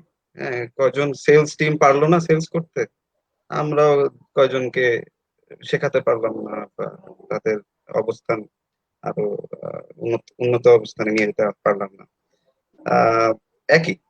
কিন্তু তো ওখানেও একটা চান্স থাকে ডিস্যাটিসফ্যাকশন। এনজিওতে ঢুকলেই যে আমি প্যাশন এক্সারসাইজ করতে পারবো তা কিন্তু না। It also depends on you, how you drive your experience, how your employer operates, function, system, is the system at place, and is it effective, the plan and the execution, সবকিছু একই। Passion কর্পোরেটও হয়, challenges ওখানেও হয়, এনজিওতেও হয়, একই। It's all the same, just branding আলাদা, সেক্টরটা আলাদা, কারণ মানুষজন আইডেন্টিফাই করতে পারে যে আমি ডোনার হিসাবে, আপনি কি এনজিও কিনা, আমি ডোনার। আচ্ছা, আপনি যদি কর্পোরেট এখানে হইতেন আমি এটাই আমার, এটা আমার একটা কথা আছে আমার মনে হয় তামিদ ভাই, দুইটা জিনিস খুব ইম্পর্টেন্ট আসলে। একটা তো হচ্ছে যে আমরা নিজেরা ব্যক্তি হিসেবে কোন জায়গায় যাবো সেটা নিজের চিন্তা এবং নিজের পারিপার্শ্বিকতা কিরকম, যেটা জায়মাবু বলছিল ওইটার উপর ডিপেন্ড করছে আমার এনভায়রনমেন্টটা কেমন এবং আমার মধ্যে ওই শক্তিটা আছে কিনা ওই জিনিসগুলোর সাথে ডিল করার। হ্যাঁ, এক। আর দুই নাম্বার হচ্ছে দুইটা জিনিসের ইম্পর্টেন্স আছে, সেটা নিয়েও জামাইবাবু বলছিল। কারণ এনজিও কিন্তু ডোনেশনে চলে, অনেক এনজিও, ম্যাক্সিমাম এনজিও। এই ডোনেশন দেয় কারা? দেয় হচ্ছে কর্পোরেটরা, যারা তাদের সিএসআর অ্যাক্টিভিটিস, ওই যে কর্পোরেট সোশ্যাল অ্যাক্টিভিটিস বা রেসপন্সিবিলিটিস এর জায়গা ওই জিনিসগুলো করে। সো তুমি একটা রাইট, না থাকলে আরেকটা চলবে না, তো এই দুইটা দুইটা জিনিসই থাকতে হবে। অবশ্যই অবশ্যই। Yeah. ভাই সুদীপ্ত ভাই যেভাবে বললেন যে আসলে আমাদের পুরো সোসাইটিটাই আসলে একজন আরেকজনের উপর অনেক বেশি ডিপেন্ডেন্ট। কোনো একটা পার্টি যদি মিসিং থাকে আসলে পুরো সোসাইটিটাই রান করা আমাদের জন্য অনেক বড় একটা প্রবলেম হয়ে যাবে। তো ভাইয়া Right. আপনারা তিনজনই হচ্ছেন টিচ ফর বাংলাদেশে ছিলেন, ডিফারেন্ট কোহার্টে থাকার ছিলেন, কিন্তু এরপরে হচ্ছে আমরা যে ব্যাপারটা নিয়ে কথা বলতেছিলাম আসলে বলতে বলতে চলে আসলো, সেটা হচ্ছে টিচ ইট। তো আমাদেরকে যদি একটু টিচ ইটের ব্যাপারে এনলাইটেন করেন আপনারা। আচ্ছা, টিচিতে মেইনলি আমার ব্রেইন চাই, আমার এক্সপিরিয়েন্স থেকে পাওয়া, ডিরেক্ট টিচ ফর বাংলাদেশ থেকে। টিচিট আসলে পরে এসছে, তার আগে ফ্রি দা মাইন্ড এসেছিল। ফ্রি দা মাইন্ডও মাথায় ছিল না, একটা কোম্পানি করব, একটা অর্গানাইজেশন শুরু করব, এটা মাথায় ছিল না। স্কুল থেকে আসছিলাম এবং ডাইরেক্টলি কিন্তু আমার সাথে আমাদের এই টিচিট ফ্রি দা মাইন্ড নিয়ে কাজ করেছে জায়মা, এবং সুদীপ্ত সবসময়ের জন্য ওয়েল উইশার ছিল। তো আমার আমার এখানে টিচ ফর বাংলাদেশের প্রতি কৃতজ্ঞতা থাকবে, যা আমি যেই অপরচুনিটিটা পেয়েছিলাম ওখান থেকেই আমি টিচিং লার্নিং গ্যাপস আমি আইডেন্টিফাই করতে পারি। হ্যাঁ, এটা অ্যাকচুয়ালি এটাও ইলাবোরেটলি বলতে গেলে অনেক সময় লাগবে। মেইনলি যেটা হয় স্কুলে শুধুমাত্র টিচিং লার্নিং গ্যাপস আমরা কি বুঝাতে পারি, যে ক্লাসরুমের ভিতরে কি হচ্ছে।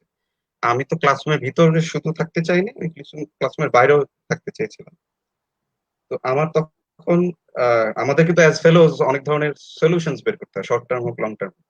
হ্যাঁ, তো আমি কয়টা জিনিস খেয়াল করলাম যেটা আমাদের মানে আমাদের জব রেসপন্সিবিলিটির বাইরে হতে, মেইনলি যেগুলো ক্লাসরুমের বাইরে থাকে।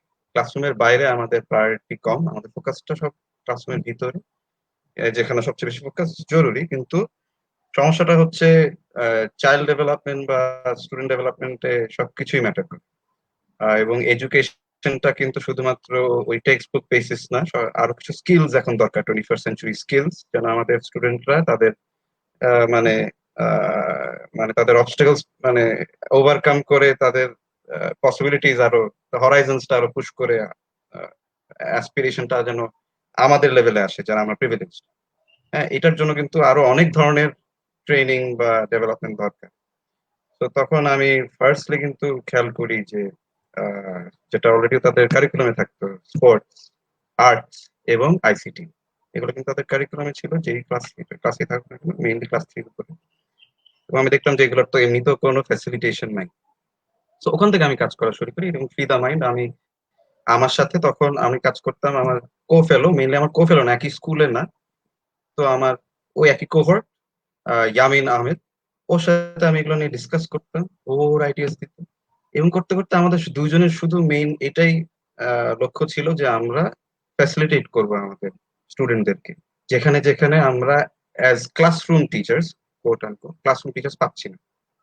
হ্যাঁ, তো আমরা কম্পিউটার ল্যাব স্টাবলিশ করি সেকেন্ড হ্যান্ড মার্কেট থেকে বা ডোনারদের কাছ থেকে, যারা হচ্ছে ফেলে দিত, তাদের কাছ থেকে এস্টাবলিশ করি এবং এটাকে ফ্যাসিলিটেট করার চেষ্টা করি। এখান থেকে চলে যায় আর্টস বা ছোট আর্ট পরিসরে আর কি, স্পোর্টস, যেটা আমরা অলরেডি করতাম আমাদের বাচ্চাদের নিয়ে।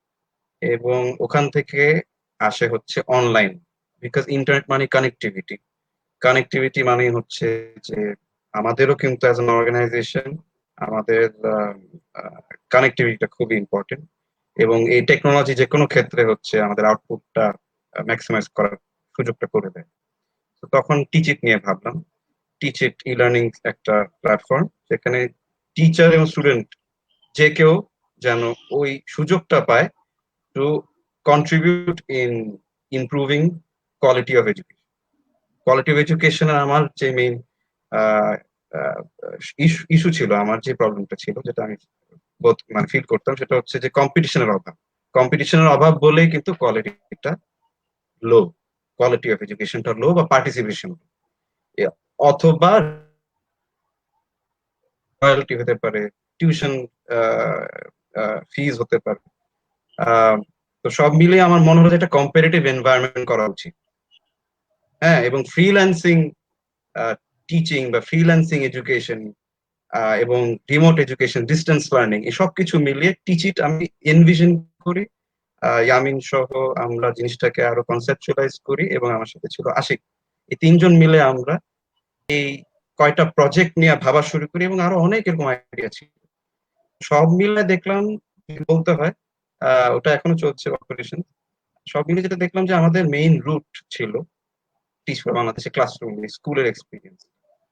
যেখানে যেখানে আমরা দেখতাম যে কোনো একটা গ্যাপ আছে। আমার একটা প্রজেক্ট ছিল যেটা আমরা প্রগ্রেস করতে পারিনি, সেটা ছিল একটা early warning system, school management system app. ওটা টিচার ডাইরেক্ট অ্যাডমিনিস্ট্রেটরদের জন্য ছিল, যেখানে স্কুলের অ্যাডমিনিস্ট্রেশনও অনেক কনস্ট্রেন্ট থাকতো। হ্যাঁ, এখানে অনেক ধরনের আমাদের টিচারদের কিন্তু অ্যাডমিনিস্ট্রেটিভ চাপ, ওয়ার্ক প্রেশার অনেক বেশি। তো ওটার সলিউশন হিসাবে আমরা কয়েকটা অ্যাপও ডেভেলপ করছিলাম। ওয়েবসাইট তো হচ্ছিল, ই লার্নিং সিস্টেম, আর আমাদের ল্যাব গুলো এস্টাবলিশ হয়েছে কিন্তু কন্টিনিউ করতে পারিনি। 4টা স্কুলে আমরা ল্যাব এস্টাবলিশ করতে পেরেছিলাম।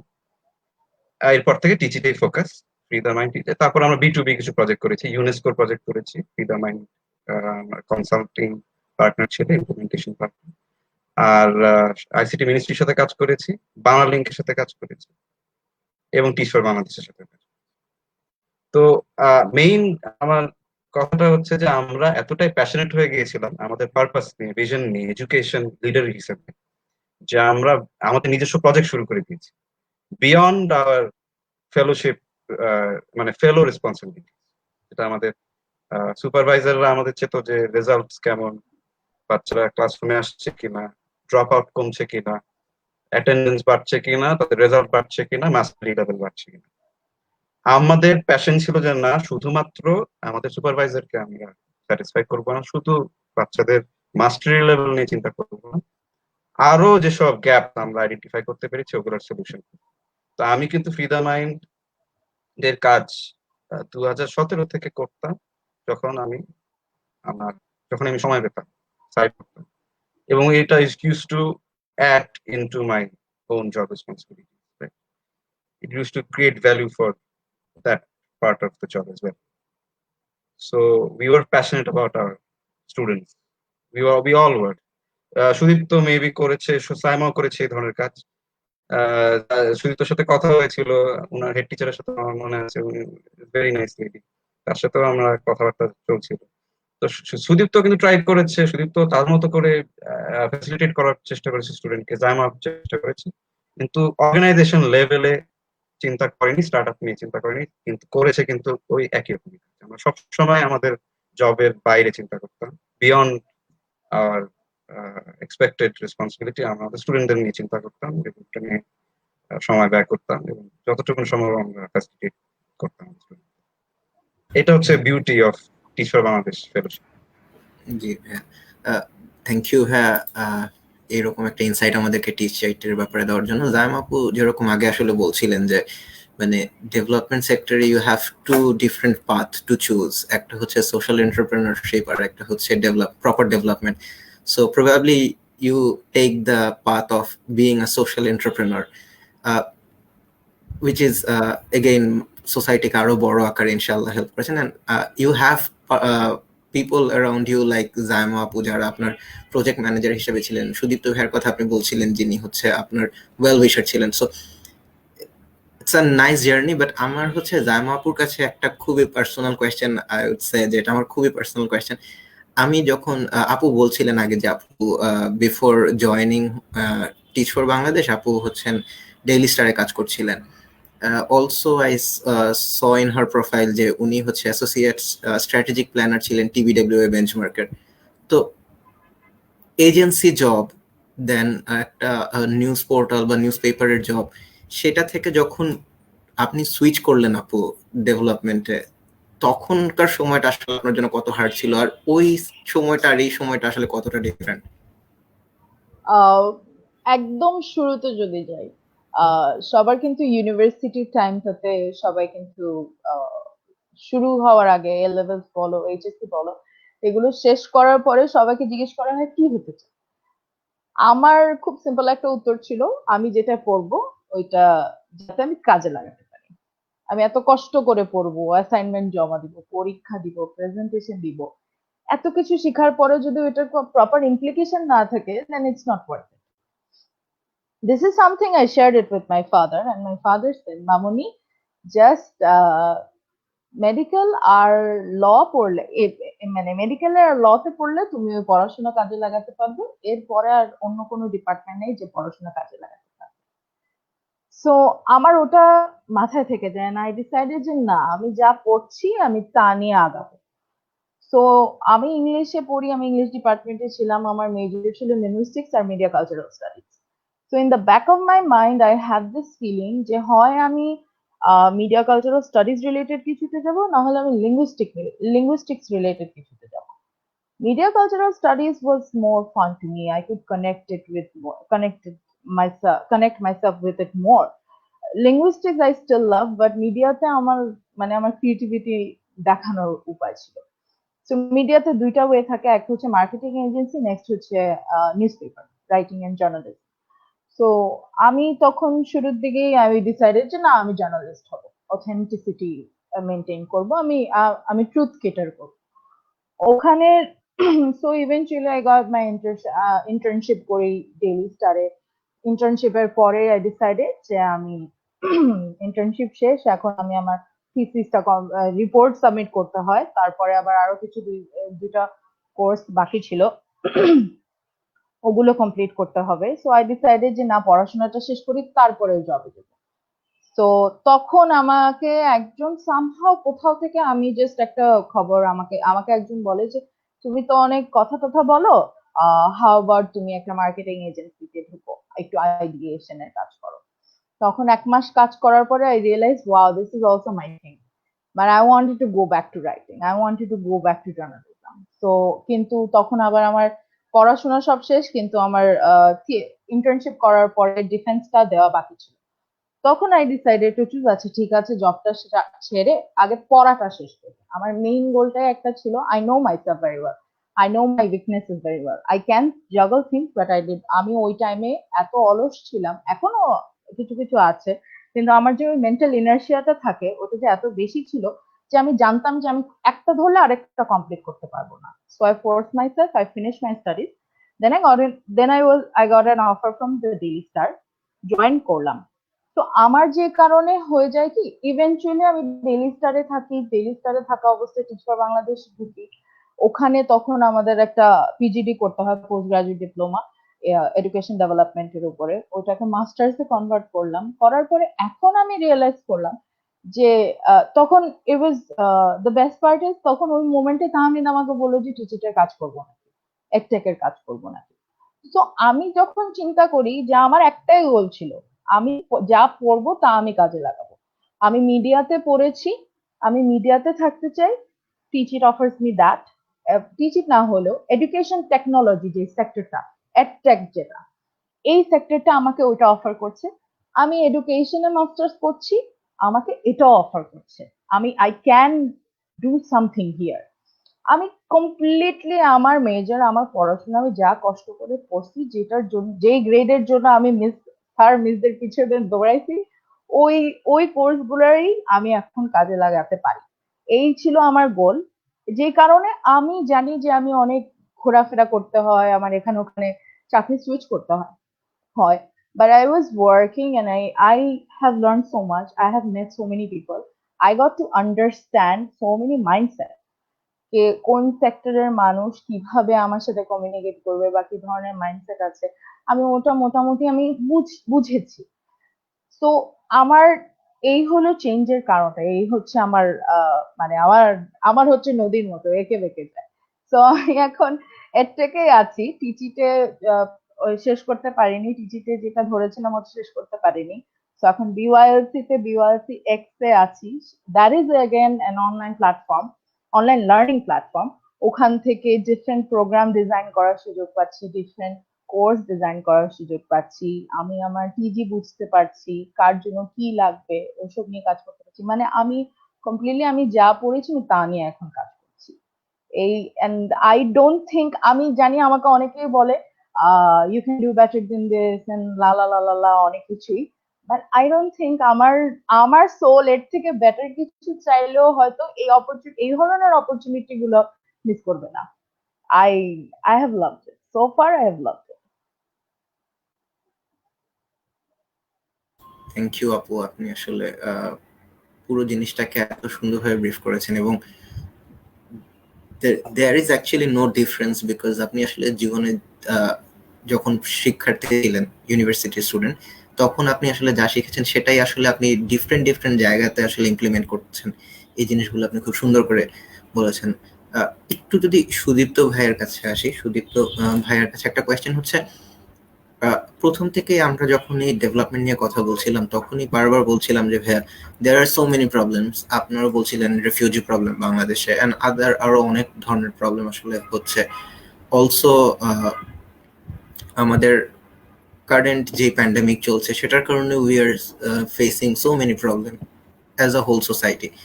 তো যেহেতু ভাইয়া আপনি বিওয়াইএলসি তে আছেন, বাংলাদেশ ইউথ লিডারশিপ কমিউনিটির একটা রিপ্রেজেন্ট করে ওরা, সো এর আপনার কি মনে হয় যে মানে বিওয়াইএলসি যে মোটোটা সেটা কিভাবে আমাদের সোসাইটির এই প্রবলেমগুলোকে আসলে ফেস করার জন্য আমাদেরকে হেল্প করতে পারে?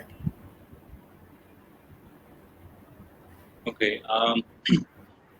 বিওআইএলসি কিভাবে হেল্প করতে পারে এটা বলতে হবে যে বিওএলসি কি নিয়ে কাজ করে, টিচ ফর বাংলাদেশ কি নিয়ে কাজ করে, এটা যেরকম আমরা বললাম। সো বিওএলসি বেসিক্যালি বিওএলসি নিয়েও বলতে হবে এরকম যে তিনটা জিনিস নিয়ে কাজ করি।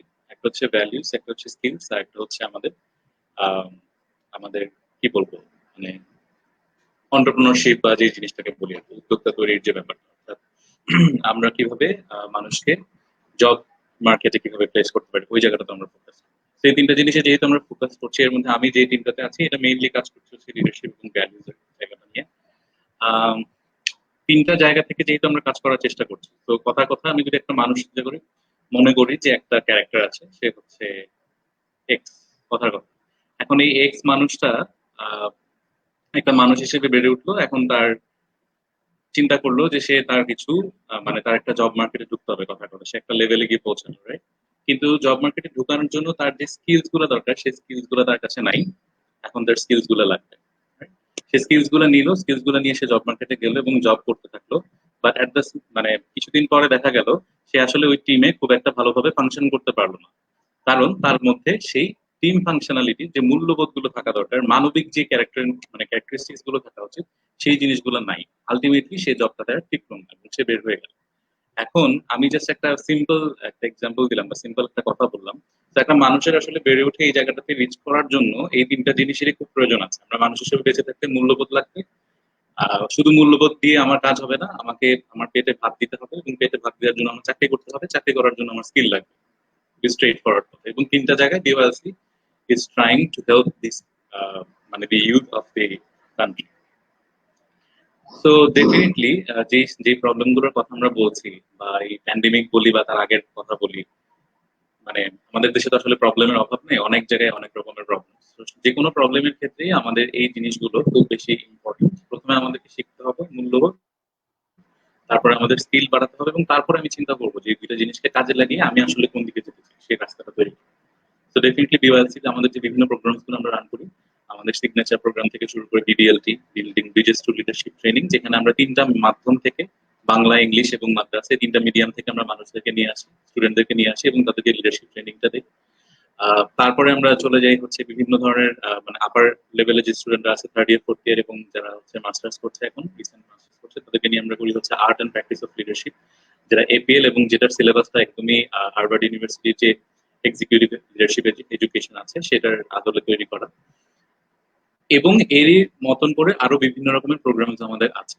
অনলাইন প্ল্যাটফর্মের কথা তো আরো ভালো বলতে পারবে। আমরা অনলাইনেও আমরা প্ল্যাটফর্মটা রেডি আছে, সেখানে আমরা এই মুহূর্তে 40টা কোর্স ফ্রি একদম মানুষদের জন্য রেখেছি এবং বাংলাদেশের যে কোনো জায়গা থেকে যে কোনো ইউথ চাইলেই সেই কোর্স গুলো করতে পারে এবং সেই সার্টিফিকেটও অর্জন করতে পারছে। অ্যাট দ্য সেম টাইম হচ্ছে আমরা যদি বলি যে স্কিলস হলো, মূল্যবোধ হলো, সবকিছুই হলো এবং জব সেক্টরের রিপ্লেস মানে জব প্লেসমেন্টের জায়গাটা ঠিক, তো সেটার জন্য আমাদের টিম আছে, আমাদের অফিস অফ প্রফেশনাল ডেভেলপমেন্ট আছে এবং সেখানেও যদিও এই মুহূর্তে আমাদের সাথে নাই, সেখানেও টিচ ফর বাংলাদেশেরই একজন ডেপুটি ম্যানেজার হিসেবে কাজ করছে অর্ণব কুমার সাহা। তো Oh সেও no. কিন্তু টিচ ফর বাংলাদেশেই ছিল ফেলো হিসেবে, ফার্স্ট কোহর্টে ছিল। এবং আমার সাথেও কাজ করছে টিচ ফর বাংলাদেশের আরো দুইজন। আমার টিমের ম্যানেজার হিসেবে আছেন Almir Hasan Asif, he was the first cohort Teach For Bangladesh fellow, এবং আমার সাথেই আছেন সাউথ Khondokar Hossain, he was from IUB, তো সেও আছে। তো টিচ ফর বাংলাদেশ থেকে আসলে শুরু করে অনেক জায়গাতে আমরা ছড়িয়ে গেছি এবং ডিওয়াইসির জায়গাটা যেখানে বলছিলাম যে এই প্রত্যেকটা জায়গায় আমরা চেষ্টা করছি কিভাবে ইউথদেরকে আমরা এই স্কিলস গুলো ডেভেলপ করতে হেল্প করতে পারি এবং তাদেরকে কিভাবে জব প্লেসমেন্ট থেকে শুরু করে আরো কিভাবে হেল্প করা যায়। সো ইয়া, ডেফিনেটলি বিওএলসির জায়গাটাতে মানে বিওএলসির জায়গা থেকে আমরা চেষ্টা করছি এবং এখন পর্যন্ত আমার মনে হয় যে সফলই বলবো, কারণ বেশ প্রায় 5,000-এর উপরে আমাদের এখন আমাদের গ্র্যাজুয়েটস আছে। প্রোগ্রাম যারা শেষ করে তাদেরকে আমরা গ্র্যাজুয়েটস বলছি। তো ওই জায়গাটা থেকে আমি বলবো যে একটা বিশাল নেটওয়ার্ক আমরা তৈরি করতে পেরেছি, এখন আরো প্রোগ্রামস হয়ে চলেছে। ভাইয়া আপনার অনলাইন প্ল্যাটফর্ম নিয়ে কথা বলছিলেন যে আপু আরো ভালো বলতে পারবেন, আপনি রেফার করছিলেন আপুর কাছে। তার আগে হচ্ছে যদি আমরা আরেকটা জিনিস করি, মানে এই ব্যাপারটাতে আমরা আসবো আপুর কাছে। আমরা এই শোটাতে আজকে 5th এপিসোড এবং আমরা কন্টিনিউ ভাবে একটা জিনিস খুব মেনটেন করি, সেটা হচ্ছে একটা স্টুডেন্ট এঙ্গেজমেন্ট পার্ট। আমরা বিশ্বাস করি যে একজন অ্যালামনাইয়ের সাথে যখন একজন স্টুডেন্ট তার একদম কোয়েশ্চেনটা যখন একদম সামনে থেকে করতে পারে, he or she is learning things more appropriately. So সেটার জন্য we have a student today, আমরা তাকে হচ্ছে অ্যাড করছি স্ক্রিনে। Probably she have a question for all of you এবং আমরা বিশ্বাস করবো যে she will be benefited by your answers. So we have Nazia Hasan with us. Hello everyone. Assalamu Hi alaikum. Nazia. Hello hello Zainab, Nazia. Mr. Bhaiya and Tamit Bhaiya. So, my question is basically that since all of you are working in the development sector, so is there any particular preparation that we need to take for getting into the development sector? Like, what is actually the recruitment process, or are there any particular set of questions that we need to face in the interview or the recruitment process? That's my first question. আমরা যদি জাইমা আপু থেকে start করি, জাইমা আপু যদি answer করেন এটা। So recruitment প্রসেসের জন্য কোনো আলাদা কোনো রিক্রুটেড হওয়ার জন্য কোনো আলাদা প্রসেস আছে নাকি? I'll be honest with you, recruitment completely depend করে ওই অর্গানাইজেশনের কালচারের উপরে, how that culture operate, how that organization operates, ওই অর্গানাইজেশনটা কি খুঁজছে, কি ধরনের কালচার প্র্যাকটিস করে। হ্যাঁ, এখানে অপারেশনের ব্যাপার আছে, এখানে তারা কি প্র্যাকটিস করার ব্যাপার আছে, তাদের মাইন্ডসেট, তাদের গোল, ভিশন এন্ড বাজেট।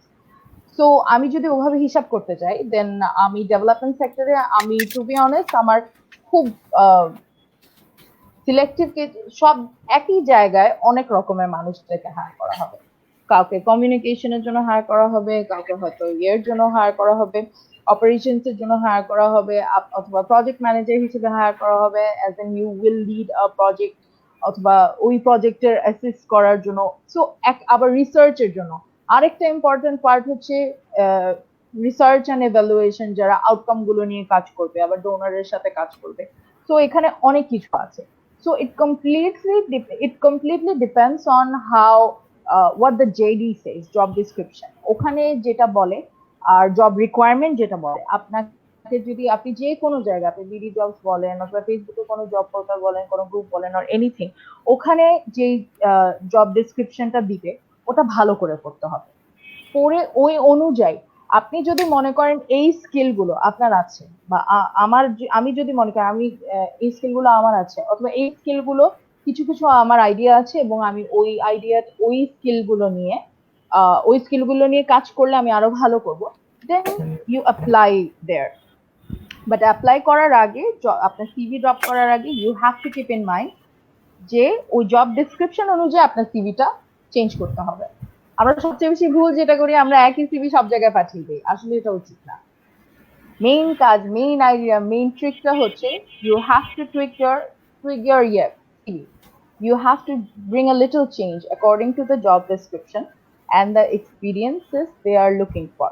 So ওই অনুযায়ী করলে যে কি ডেভেলপমেন্ট সেক্টর কি যে কোনো জায়গায় I think they will hire you, যদি মিলে যায়, যদি 2-4 হয়ে যায়, then you will get a call for interview. Thank you, Apu. I have another question. That is basically that what if a person wants to shift from the corporate sector to the development sector? ওটা যদি আরেকটু elaborate করি, mostly হচ্ছে economics base যাদের থাকে, mostly eco studentরা, they have this thing that they need to work in the development sector, or they just have this passion that they will work in the development sector. But somehow graduate করার পর আমরা mostly দেখি যে BBA related যে জবগুলো ওগুলা বেশি হয়, and we get into something যেগুলো আমাদেরকে একটু better paid and everything, so we just get in, but আমাদের প্যাশনটা কিন্তু মানে ডেভেলপমেন্ট সেক্টরের জন্যই থাকে। তো in that case আমি কি পরে গিয়ে ডেভেলপমেন্ট সেক্টরে শিফট করতে পারবো at any time? Absolutely. I work with people, আমাদের BYLC তে অনেকে আছেন যারা কর্পোরেট থেকে এসেছেন, and it's not like that যে তাদেরকে বলা হয়েছে ভাই দেশের জন্য করো, দশের জন্য করো। ওনারা নিজেদের প্যাশন থেকে এসেছেন, ওনারা চেয়েছেন করতে, ওনারা এসেছেন এবং ওনারা ভালো করছেন। They are amazing. The way they think, the way they operate, the way they are teaching us, the skills they are teaching us, they're amazing. আমি মানে বলে বোঝাতে পারবো না, কারণ আমি বললাম না, এটা আমার সৌভাগ্য যে আমি অনেক ধরনের মানুষের সাথে কমিউনিকেট করার সুযোগ পেয়েছি। তো এখানে আমি দেখেছি যে কে কি করছে, কে কেমন ভাবে চিন্তা করে, চিন্তা ভাবনা অনেক ডিফারেন্ট হয় সত্যি, কিন্তু যদি মোটিভটা সেম হয়, যদি গোলটা সেম হয়, ভিশনটা সেম হয়, দেন আই থিঙ্ক আর টিম ওয়ার্ক, মানে আমি টিম প্লেয়ার হব, এই টাইপের মেন্টালিটি যদি থাকে, I am going to be a part of a team, and আমি আমার টিমের সবাইকে নিজে গ্রো করব, টিমকে নিয়ে গ্রো করব, এই মেন্টালিটি থাকলে you can grow anywhere if you want to. এখানে একটা ডাউনসাইড আছে বলে রাখি, Zaima take, it aligns to your perspective. সেটা হচ্ছে আমি নিজে রিক্রুটার ছিলাম, আমার নিজের স্টার্টআপ চালিয়েছি, রিক্রুট করেছি। আমি বলতে গেলে ডেভেলপমেন্ট সেক্টর থেকে কর্পোরেট সেক্টরে আসছি, আর আমি বিভিন্ন কম্পিটিশনে পার্টিসিপেট করেছি, ইন্টারন্যাশনাল, লোকাল। ওখানেও কিন্তু আমি যেরকমই পিচ দিই না কেন, আমার যতটুকুনি ক্যাপাবিলিটিস থাকুক না কেন, সবাই কিন্তু টিম দেখে। হ্যাঁ, আমি যখন রিক্রুটার ছিলাম তখন কিন্তু আমি মানুষের ব্যাকগ্রাউন্ডটাও দেখতাম, যে কে কতটুকু নিতে পারবে, ক্যাপাসিটি কত, এবং জেডির সাথে মিলাতাম। কিন্তু তার সাথে কিন্তু জেডির সাথে হতেই পারে 2-3টা ক্যান্ডিডেট মিলে গেল পুরোপুরি, but I have to choose one. তখন I would go with someone who can handle the job the best. তখন কিন্তু ব্যাকগ্রাউন্ড ছাড়া আমার আর কোনো রেফারেন্স নাই। সো একটা জায়গাতেই আমি বলবো যে আমার সাথে একটু পেসিমিস্টিক ভিউতে যদি বলতে হয় একটা জায়গায় অ্যালাইন করে না, সেটা হচ্ছে বাংলাদেশে, সাবকন্টিনেন্ট না বলি নিজের দেশে বলি, বাংলাদেশে most employers still have faith on a candidate that belongs to the same industry. BYLC has a different culture. It is very customized. BYLC has that, most probably has that open approach of open-mindedness. Like a lot of organizations, এখানে MNC, local organization গুলো কথা নেই. It all depends on the JD, the job you're applying for, and the employer you want to work for. So বিভিন্ন employer এখনো থাকে যারা trust করতে ভয় পায়, because it's a commitment, it's a trade off. একজনকে নিচ্ছেন টিমে, টিম মেম্বারও কিন্তু কিছু এক্সপেকটেশন নিয়ে ঢুকে, এমপ্লয়ারও অবভিয়াসলি কিছু এক্সপেকটেশন নিয়ে নেয়, এবং এটা একটা কমিটমেন্ট যেটা একটা ডিসিশন নেওয়ার পরে, একটা রিক্রুটমেন্ট ডিসিশন নেওয়ার পরে both parties have to stick to. Probation 3 মাস হোক, প্রবেশন পিরিয়ড না থাকুক, they have to stick to this decision. একবার ডিসিশনটা বলে দিলে, একবার অ্যাপয়েন্টমেন্ট লেটার দিয়ে দিলে, they have to work together, কিচ্ছু করেন। সো এই যে working together in the team, productivity, output, compatibility, এগুলা যদি আপনি আপনার এমপ্লয়ারকে কনভিন্স না করতে পারেন, পারসুয়েড না করতে পারেন, তাহলে লাভ নাই। And please keep in mind যে অ্যাটলিস্ট বাংলাদেশে it's safer to have a career growth at one industry. Specialization matters, expertise matters, ওইভাবে ফেথটা আসে। এটা ভালো খারাপ যেভাবেই বলেন না কেন, ওয়ার্ক স্টিল এখনো দেখা যাচ্ছে। একই ইন্ডাস্ট্রিতে থাকলে you might get a priority, that's my view. So it doesn't really matter যে আমার ডিসিপ্লিন কি, at the end of the day আমি এর আগে কোথায় কাজ করে আসছি ওটাই মেইনলি দেখবে। ডিসিপ্লিনও দেখতে পারি, that's what I am trying to say, যে দেখবে। ইট ডিপেন্ডস এমপ্লয়ারদের উপর। এমপ্লয়ার বলতে পারে যে আপনি কেন ইকোনমিক্স পড়ে develop, by the way economics পড়ে কিন্তু মানুষ প্রথমে ভাবে ব্যাংক সেক্টর, বাংলাদেশ হ্যাঁ, প্রথমে হচ্ছে ব্যাংক। ডেভেলপমেন্টে কিন্তু অ্যাকচুয়ালি আমি খুব বেশি, আমি ইকোনমিক্সের ছাত্র, মানে অনার্স ভুলে গেছি সব, হ্যাঁ ইকোনমিক্স ওই অনার্স পর্যন্ত, কিন্তু আমাদের খুব বেশি হলে ডেভেলপমেন্ট ইকোনমিক্স বলে একটা সাবজেক্ট, হ্যাঁ, যেটা আবার ইলেকটিভ ছিল। তার মানে কি অ্যাকচুয়াল ডেভেলপমেন্ট, ইমপ্লিমেন্টেশন, ওই training, working with communities, change maker plans বা থিওরি অফ চেঞ্জ, এগুলো কিছু না। থিওরি অফ চেঞ্জ থেকে শুরু করে অনেক ধরনের ডিসিপ্লিন, কিন্তু ডেভেলপমেন্ট সেক্টর আলাদা একটা ডিসিপ্লিন, ঠিক আছে? তো ওইভাবে চিন্তা করলে ইকোনমিক্সও কিন্তু ডিরেক্টলি অ্যালাইনড না সেক্টরের সাথে। এই ডিসিপ্লিনটা জাস্ট আমাদের অনার্স লেভেলে মানে একটা ঘাটতি হয়ে গেছে। অনার্স লেভেল একটা ডেভেলপমেন্ট ডিগ্রি দেওয়া উচিত, যেটা মাস্টার্স লেভেলে আবার দেখা যায়। হ্যাঁ, এটা ইউনিভার্সিটির প্রফিটেবিলিটির কারণ, মানে ইয়াতে প্ল্যান অনুযায়ী মাস্টার্স লেভেলে তারা দিয়ে রেখেছে। সো ওভাবে চিন্তা করলে আগে ব্যাংক আসে, তারপরে আসে পলিসি ইনস্টিটিউট, তাই না, থিঙ্ক ট্যাঙ্কস, এরকম কি বলে কি বলে বিভিন্ন থিঙ্ক ট্যাঙ্কস আছে, না বলি না। তো তারপরে আসে development. So that does not actually matter, matters is কোন এমপ্লয়ার, কি কোন ধরনের জব, অ্যালাইনমেন্ট, এটা যদি কোনোভাবে ম্যানেজ করা যায় কেস বাই কেস বেসিসে, তাহলে জব হয়ে যাবে, না হবে। সো ইনিশিয়ালি একটা ইন্টার্নশিপও তো অনেক বড় রোল প্লে করে না, and what if I don't have that internship, তখন কি হবে? That's a separate issue, good question.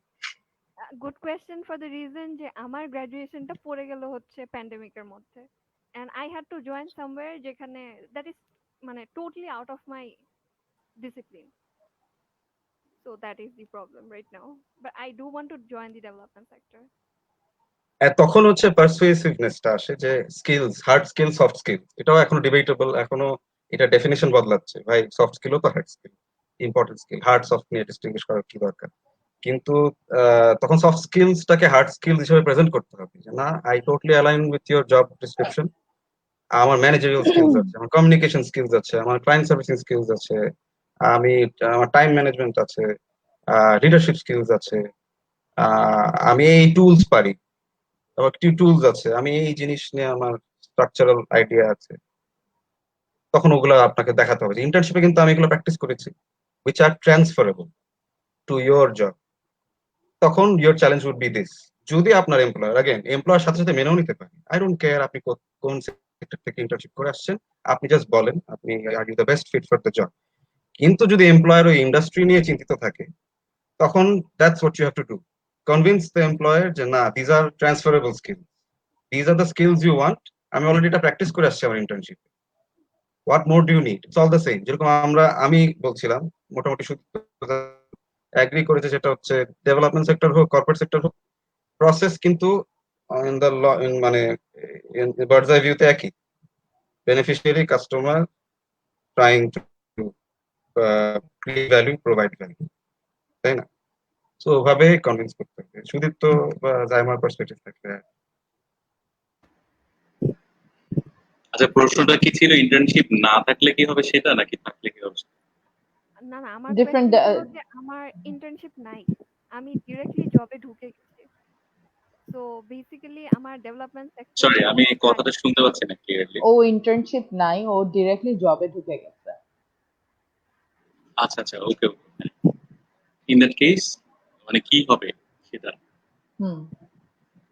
পরে গিয়ে লাইক না, আমার মনে হয় internship- আমি কি আবার ডেভেলপমেন্ট সেক্টর আসতে পারবো নাকি? That's my question. Already say corporate সেক্টরে, আপনি ঢুকে গেছেন কর্পোরেট সেক্টরে, প্ল্যান ছিল ডেভেলপমেন্ট সেক্টরে ঢোকার। সো প্যান্ডেমিকের কারণে কর্পোরেট সেক্টরে ঢুকে গেছে, কিন্তু ফেরত আসতে চাই in the future development sector. এটা হচ্ছে first of all consider yourself lucky যে আপনি প্যান্ডেমিকের মধ্যে কর্পোরেট সেক্টরে ঢুকতে পেরেছেন, এক নম্বর কথা। দুই নম্বর কথা হচ্ছে, আপনি কর্পোরেট সেক্টরে যে স্কিলগুলোই আপনি ডেভেলপ করবেন, ডেফিনেটলি সেগুলো ডেভেলপমেন্ট সেক্টরে এসেও আপনি কাজে লাগাতে পারবেন। বাট আপনি চ্যানেলিংটা কিভাবে করছেন এটা সম্পূর্ণ আপনার কাছে। আমি লিডারশিপ স্কিল তো আমার যে কোনো জায়গায় লাগে, আমার ডেভেলপমেন্ট সেক্টরে লাগে, আমার কর্পোরেট সেক্টরে লাগে। কর্পোরেট সেক্টরেও একটা ডিপার্টমেন্টের ম্যানেজার থাকে, ডেভেলপমেন্ট সেক্টরে একটা ডিপার্টমেন্টের ম্যানেজার থাকে। এখন ম্যানেজার হইতে হলে তো একটা স্কিল সেটের প্রয়োজন হয়, রাইট? সো আপনি যে সেক্টরেই থাকেন না কেন, সেটাকে যদি আপনি ট্রান্সফারেবল করতে পারেন এবং সেটাকে যদি ট্রান্সলেট করতে পারেন যে না, আমি আসলে এখানে এটা করেছি, বাট ডেভেলপমেন্ট সেক্টরে এই জিনিসটাকে আমি এইভাবে কাজে লাগাতে পারবো, এই জিনিসটা যদি আপনি নিজে নিজের কাছে ক্লিয়ার হন, তাহলে এমপ্লয়ারের কাছে ক্লিয়ার হবে। এমপ্লয়ারের ওটা বুঝতে সুবিধা হবে না, বাট কিভাবে বুঝাবেন এটা আপনাকে ঠিক করে ফেলতে হবে, যেটা আমি এতক্ষণ বলছিলাম যে এই মানে ট্রান্সক্রিপ্ট করাটা, মানে ট্রান্সফার করাটা, যে আমার একটা স্কিলকে আমি আরেক জায়গায় কিভাবে কাজে লাগাবো, এই জিনিসটা। তো এখানে আমি একটা ছোট কথা বলতে চাই, এটা আমি অনেককেই বলেছি বিওয়াসিতে, যারা আমাদের স্টুডেন্ট হিসেবে আসে বা আমাদের ছোট জুনিয়র যারা ছিল। টিচ ফর বাংলাদেশ ফেলোশিপ এই জিনিসটা আসলে কি, এই প্রশ্নের উত্তর এখনো আমাদের তিনজনকে অনেকভাবে দিতে হয়, এটা আমি 100% শিওর। এখন ফেলোশিপ কি এই জিনিস বোঝানোর জন্য কিন্তু অনেক রকমের আনসার দেওয়া যায়। ফেলোশিপ করে তুমি কি করছো, আমি একটা প্রাইমারি স্কুলের টিচার, এই কথাটাও সত্য, এটা হচ্ছে প্রথম সত্য। দুই, আমি হচ্ছে একটা সর্ট অফ মাল্টি ন্যাশনাল মানে কি বলে এটাকে, আইএনজিও তে কাজ করেছি, এটাও কোনো না কোনো দিক দিয়ে গিয়ে সত্য হয়, ঠিক আছে বললাম। আমি একটা এনজিও তে চাকরি করি, সত্য। আমি একটা কি বলবো, যে আমি ডেভেলপমেন্ট সেক্টরে কাজ করি, এটাও সত্য।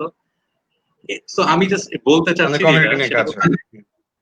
হ্যাঁ, কমিউনিটি নিয়ে কাজ হয়, সেটাও সত্য। তো আমি যেটা বলতে চাচ্ছি সেটা হচ্ছে যে এই যে একটা জিনিসকে আমি যে মাল্টিপল ভাবে এক্সপ্রেস করতে পারছি, এখন ডিপেন্ড করবে যে আমি কোন ফর্মটা কোথায় এক্সপ্রেস করছি, রাইট? আপনি যদি টিচিং লাইনে যেতে চান, তাহলে আপনাকে টিচিং স্কিলটাতে ফোকাস করতে হবে। আমি ফেলোশিপে টিচার ছিলাম, টিচিং থেকে আমি এই জিনিস পেয়েছি। এখন আপনি যদি এখান থেকে কর্পোরেটে মুভ করতে চান, তাহলে আপনার লিডারশিপ স্কিল গুলাতে হয়তো দেখাতে হতে পারে যে আমি এই জায়গাতে এই লিডারশিপ করেছি, যেটার মাধ্যমে আমার কমিউনিটিতে বা স্কুলের কমিউনিটিতে এই চেঞ্জেস গুলো এসছে। So I have that leadership skill which I can transfer here as well. So আমি কোথায় যাচ্ছি, আমার প্রিভিয়াস স্কিল গুলোকে আমি যদি ভাবে ট্রান্সফার করে দেখাতে পারি, তাহলে তখন সেটা মিনিংফুল হয় এমপ্লয়ারদের কাছে, রাইট? এরপরে আসে হচ্ছে মাইন্ডসেটের কথা, যে কিছু কিছু এমপ্লয়ারদের মাইন্ডসেট ঠিক ওরকম থাকে যে আপনি কি ইকোনমিক ওই ব্যাকগ্রাউন্ডে ছিলেন নাকি ছিলেন না, তাহলে আপনি বাদ। ছিলেন, ঠিক আছে, ফাইন। আর কিছু কিছু থাকে যেটা, ফর এক্সাম্পল বিওয়াইএলসি, যেখানে আমাদের অনেকেই কর্পোরেট থেকে এখানে এসে কাজ করছে, অনেক 10-12 বছরের অভিজ্ঞতা ছিল, তারপরে সেখানে জয়েন করেছে, তো এরকম অনেক আছে। তাদের ক্ষেত্রে হয়তো এই ধরনের তারা হচ্ছে আমার এরকম ব্রডার সেন্সে দেখতে পাচ্ছে এই অর্গানাইজেশন গুলো কি।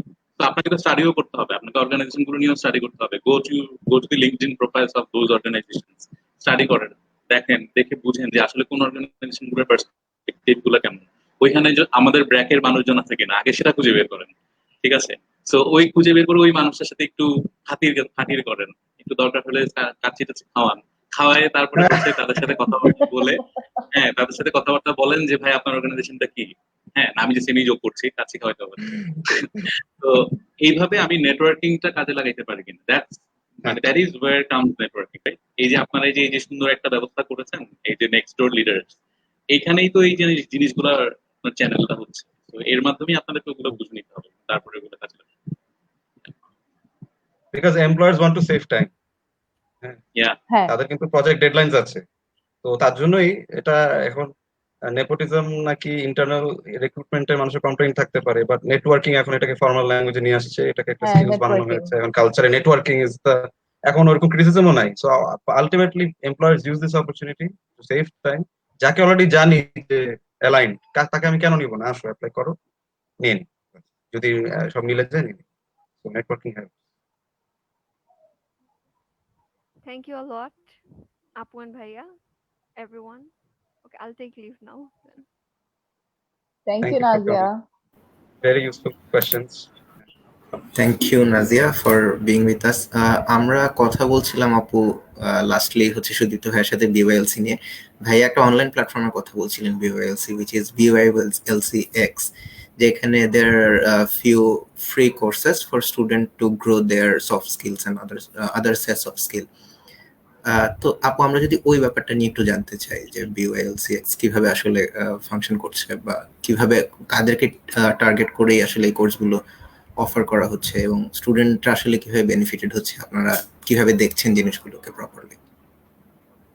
আচ্ছা, সো বিওয়াইএলসি সম্পর্কে তো শুধু একটু ধারণা দিলই। বিওয়াইএলসি তিনটা স্কিল নিয়ে অপারেট করে, তিনটা জিনিস নিয়ে।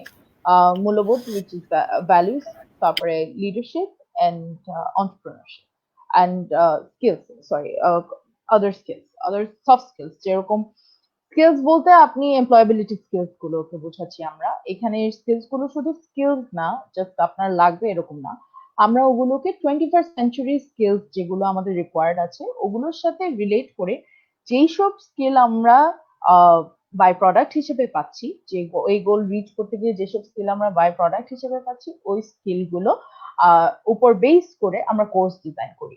এখন এই কোর্সগুলো কি, কোথায় পাবেন? কোর্সগুলো পাবেন বিওয়াইএলসি এক্স লিখে গুগল করেন, একটা অনলাইন লার্নিং প্ল্যাটফর্ম পেয়ে যাবেন, ওখানে আপনি গিয়ে সাইন আপ করলে ইউ হ্যাভ দ্য অ্যাক্সেস। এখন কি ধরনের কোর্সগুলো আপনার স্কিল এনহ্যান্সের মতো।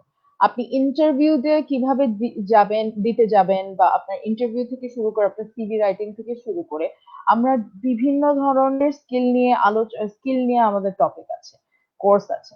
তো এরকম করতে করতে আমাদের মোটামুটি 40টার মতো কোর্সেস আছে। এছাড়াও আমাদের বিওয়াইএলসি এক্স থেকে কিছু প্রজেক্ট রান করা হচ্ছে।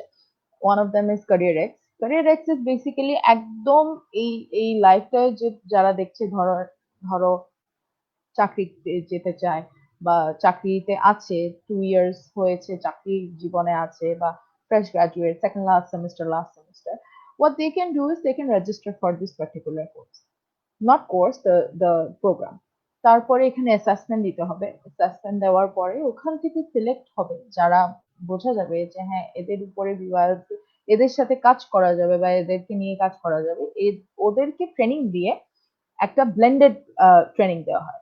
What is blended? Blended is basically আপনি অনলাইন প্ল্যাটফর্মে গিয়ে you can complete the courses. কিছু স্পেসিফিক কিছু কোর্স দেওয়া হবে, ডিজাইন করা হয়েছে স্পেসিফিক্যালি ওই স্টুডেন্টদের জন্য। ওই কোর্সগুলো ওরা কমপ্লিট করবে, আর তাদেরকে একটা ফিজিক্যাল ক্লাস অ্যাটেন্ড করতে হবে। যেহেতু ফিজিক্যাল ক্লাসেস পসিবল না, সো এখানে আমরা ভার্চুয়াল ক্লাসেস অফার করছি। যেরকম আজকেও আমি সকাল থেকে ওই ভার্চুয়াল ক্লাসটা নিয়ে ব্যস্ত ছিলাম। সো এরকম সপ্তাহে একদিন একটা ভার্চুয়াল ক্লাস হবে, আর সারা উইক জুড়ে তারা কিছু মডিউল করবে। মডিউলগুলো কিরকম হতে পারে? Productivity related tools. কিরকম টুলস? যেরকম এই যে the app we are using right now, Zoom, Google Drive, Google Calendar, Excel, এরপরে workflow management. These are the skills that an employer মানে খুঁজে। একটা এমপ্লয়ার খুঁজে, আর একটা এমপ্লয়ার জানতে চায় যে একটা পার্সন সবচেয়ে আগে জিজ্ঞেস করে যদি রিটেন এক্সাম হয়, তো একটা পোর্শন ডেফিনেটলি থাকে এক্সেল নিয়ে। সো এক্সেল রিলেটেড কিছু জিনিস থাকবে, এরকম অনেক কিছু নিয়ে কোর্সটা ডিজাইন করা। This is one of the program আমরা বলছি, উইচ ইজ ক্যারিয়ার এক্স। এছাড়াও আরো কিছু কোর্সেস আসবে, যেরকম আজকে আরেকটা নতুন প্রজেক্ট লঞ্চ হলো, ওটা হচ্ছে এক্স একাডেমি। এক্স একাডেমি হচ্ছে অনেকটা একজন স্কিলফুল পার্সন আসবে, for example Sudipta. Sudipta is good at what he does. তো আমরা সুদীপ্তকে অ্যাজ অ্যান ইনস্ট্রাক্টর নিয়ে আসবো, সুদীপ্তকে বলবো ভাইয়া আপনি 2 দিনের ওয়ার্কশপ চালান। তো সুদীপ্ত 2 দিনের জন্য অনলাইনে ওয়ার্কশপ চালাবে। এটা আপনি ঘরে বসে দেশের যে কোনায় থাকেন অথবা পৃথিবীর যে কোনায় থাকেন, আপনাকে আমরা একটা লিঙ্ক শেয়ার করে দেবো, আপনি বসে আমাদের সাথে ক্লাস করবেন। এই হচ্ছে অনলাইন লাইভ ক্লাস যেটা বলছি, which is X Academy. So এরকম BYLC X এর প্ল্যাটফর্মে আমরা এখন যেটা করার চেষ্টা করছি, BYLC X ও কিন্তু অনেকটা স্টার্ট আপের মতনই আগাচ্ছে। হ্যাঁ, because BYLC is established, but BYLC X is known, BYLC যতটুকু ওয়েল নোন, BYLC X এর নাম আছে, সবাই জানে, কিন্তু এটা এখন কিভাবে আগাচ্ছে এটা এখনো জানে না সবাই। তো এরকম আমরা আরো কিছু জিনিস করছি। BYLC তে একটা প্রজেক্ট, একটা পার্টিকুলার ডিপার্টমেন্ট আছে which is BYLC ভেঞ্চার্স। ওখান থেকে আমরা ডিফারেন্ট ভেঞ্চার, ডিফারেন্ট স্টার্টআপকে সাপোর্ট দেওয়ার চেষ্টা করছি। তো ওদের জন্য কোর্স ডিজাইন করছি, ওনাদের জন্য আমরা কোর্স পাবলিশ করছি। সুদীপ্তরা যেরকম BBLT, building bridge through leadership, which is basically madrasa, English medium, Bangla medium, English ভার্সনের স্টুডেন্টরা এসে এখানে এসে লিডারশিপ শিখে capstone project run করে, so that they know how to communicate, they learn the 21st century skill. So ওটাকে আমরা যখন অনলাইনে নিতে যাচ্ছি, so we are using the BYLC X platform. So what we are right now, what we are trying to do is আমরা online learning বা integrated, মানে আমরা যে অনলাইন প্ল্যাটফর্ম ইউজ করে যে লার্নিংটা আমরা দিব, অথবা প্যান্ডামিকের মধ্যেও যে শিক্ষাটা বন্ধ যাতে না হয়, শিক্ষাটা যাতে বন্ধ না হয়, ওইটাকে গোল রেখে আমরা এখন আগাচ্ছি। সো এই হচ্ছে BYLC X এর so far idea. R if you really want to know more, then I would suggest go to the BYLC X page. ওখানে প্রতিদিন ডিফারেন্ট কোর্স নিয়ে একটা না একটা কিছু পোস্ট হয় প্রতিদিনই, আমরা চেষ্টা করছি।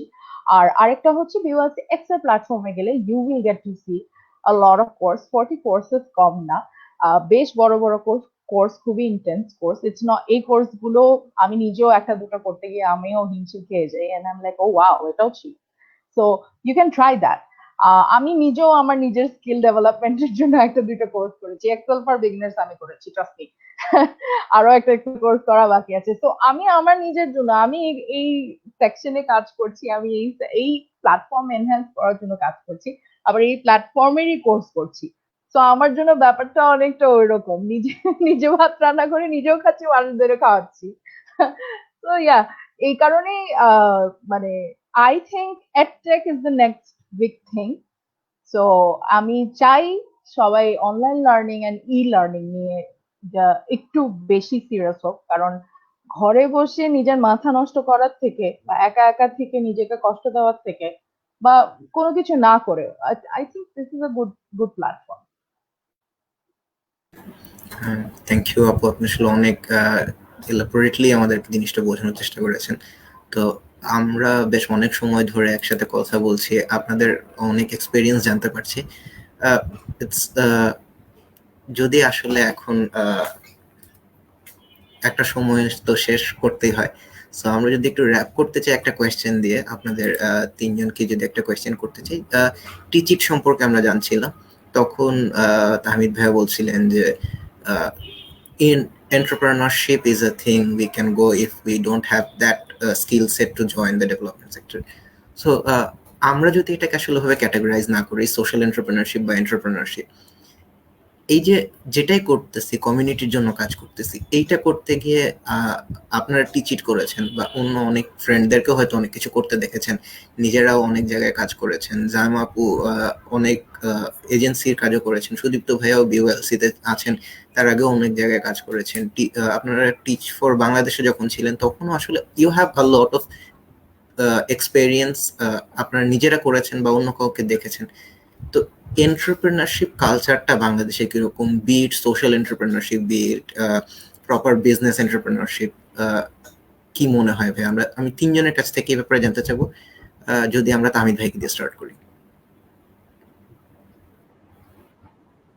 আচ্ছা, it's a very important issue, কারণ আমাদের বাংলাদেশে ultimately the whole economy is run by businesses. হ্যাঁ, আমরা যতই বলি চাকরিজীবী হব নাকি ব্যবসায়ী হব, আলটিমেটলি আমরা সবাই ব্যবসাতেই কাজ করছি কোনো না কোনো। এনজিও কিন্তু বাদ যায় না। হ্যাঁ, ডোনেশনও একটা মানে ইনকাম সোর্স, এটার একটা আউটপুট আছে। তো আর সোশ্যাল বিজনেস বলে একটা ডাইমেনশন তো অ্যাড হয়েছে। হ্যাঁ, শ্রদ্ধেয় ইউনুস স্যার তো এটা নিয়ে এটার অ্যাডভোকেট এবং ফাউন্ডার। তো সোশ্যাল বিজনেস হোক, সোশ্যাল এন্টারপ্রাইজ হোক, নন প্রফিট হোক, প্রফিট ফর ইম্প্যাক্ট হোক, কর্পোরেট হোক, বিভিন্ন কনগ্লমারেট হোক, বিভিন্ন terminology, ultimately we have to figure out অন্টারপ্রেনারশিপটা কিন্তু বা স্টার্টআপ ফর এক্সাম্পল একটু আগে বিওয়ালসি নিয়ে বলছিল যে না BYLC most probably established, but startup কিন্তু উবারকেও এখনো ধরা হয় অ্যাজ আ স্টার্টআপ। হ্যাঁ, বিশাল কোম্পানি। আর বিভিন্ন ডেফিনিশন আছে কখন when does a startup stop being a startup। হ্যাঁ, আজকাল ধরা হয় 7 থেকে 10 বছর পার হইলে স্টার্টআপ। কেউ বলে যে না যতক্ষণ না বিজনেস মডেলটা এস্টাবলিশড হচ্ছে ততক্ষণ স্টার্টআপ। কেউ বলে যতক্ষণ না ওই রেভিনিউ টার্গেটটা ভিশন মিশন অনুযায়ী অ্যাকোয়ার্ড হচ্ছে ওই টার্গেটটা ততক্ষণ স্টার্ট। সব মিলিয়ে স্টার্টআপ সেক্টরটা highly grey area for our youth, for our selves. হ্যাঁ, কোনটা প্রপার স্টার্টআপ কোনটা ইমপ্রপার আমাদের কিন্তু কথায় কথায় চলে আসে। আসলে প্রপার বলে কিছু নেই।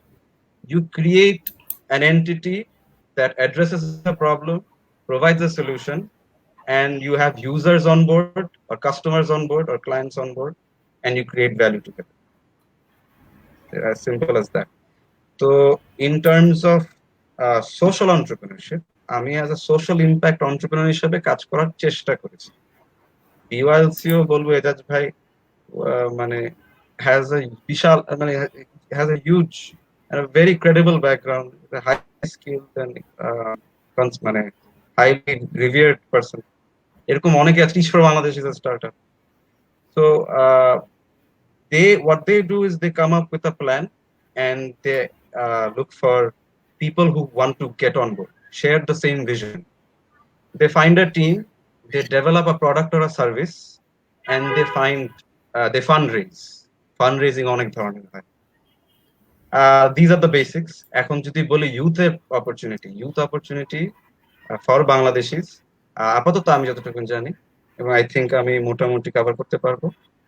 সোশ্যাল এন্টারপ্রাইজ বা সোশ্যাল এন্টারপ্রেনারশিপের জন্য বিওয়ালসির মতো একটা প্ল্যাটফর্ম রিসেন্টলি তারা করেছে, বিওয়ালসি স্টার্টআপদের জন্য for social enterprise and social business mainly.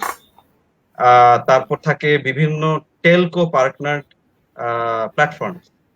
হ্যাঁ, টেলকো হতে পারে, স্টেট রান হতে পারে, প্রাইভেট হতে পারে, ইন্টারন্যাশনাল হতে পারে, লোকাল হতে পারে। ইন্টারন্যাশনালে থাকে ওয়াই কম্বিনেটর, সিডস্টার, কত কিছু। হ্যাঁ, হোয়াট দে ডু, ওদের মধ্যে দুটা ক্যাটাগরি আছে। একটা ক্যাটাগরি হচ্ছে ইনকিউবেশন, যারা হচ্ছে শুধুমাত্র আইডিয়া নিয়ে আসে, এই আইডিয়াটাকে একটা বিজনেস মডেলে ট্রান্সফর্ম করার জন্য তারা মেন্টরশিপ বা গাইডেন্স প্রোভাইড করে, ওখানে একটা কম্পিটিটিভ এনভায়রনমেন্ট তৈরি করে, তারপর ওখানে সিলেকশন হয়, তারপর pre-seed level, seed level, growth level, এই বিভিন্ন স্টেজের ফান্ডিং করা হয়, ফান্ড রেজ করা হয় থ্রু কম্পিটিটিভ প্ল্যাটফর্ম। এটা হচ্ছে ইনকিউবেটর। তারপর হচ্ছে অ্যাক্সেলারেটর। সেই দুটা ধরন আছে platform for our youth to target. হ্যাঁ, যে কোনো একটা আমি টার্গেট করে যাব। অ্যাক্সেলারেটর কি করে? Accelerator by definition is any startup which has either gone into operation for at least 1 to 2 years and is on a growth stage at the least. হ্যাঁ, তো এই দুই ধরনের প্ল্যাটফর্ম আমাদের বাংলাদেশে আইসিটি মিনিস্ট্রি থেকে স্টার্টআপ বাংলাদেশ আছে, অ্যাকুমেন একাডেমি আছে, অ্যাকুমেন, সিডস্টার, লট অফ, তারপর গ্রামীণ ফোনের আছে, হোয়াইট বোর্ড থেকে শুরু করে এখন আমার মাথায় আসছে না, there are a lot of platforms. বাংলালিংকে আমি আইটি ইনকিউবেটর উইনার ছিলাম, ইউএনডিপির আমি টপ 9 এ ছিলাম। সো ইউএনডিপির youth colab accelerating Bangladesh, this is a platform for social entrepreneurship. There are many platforms, but we need to seek it out. ফেসবুকে অনেক marketing হয়, social মিডিয়াতে এক্সপোজার আছে, অ্যাপ্লাই করতে হয় অনলাইন।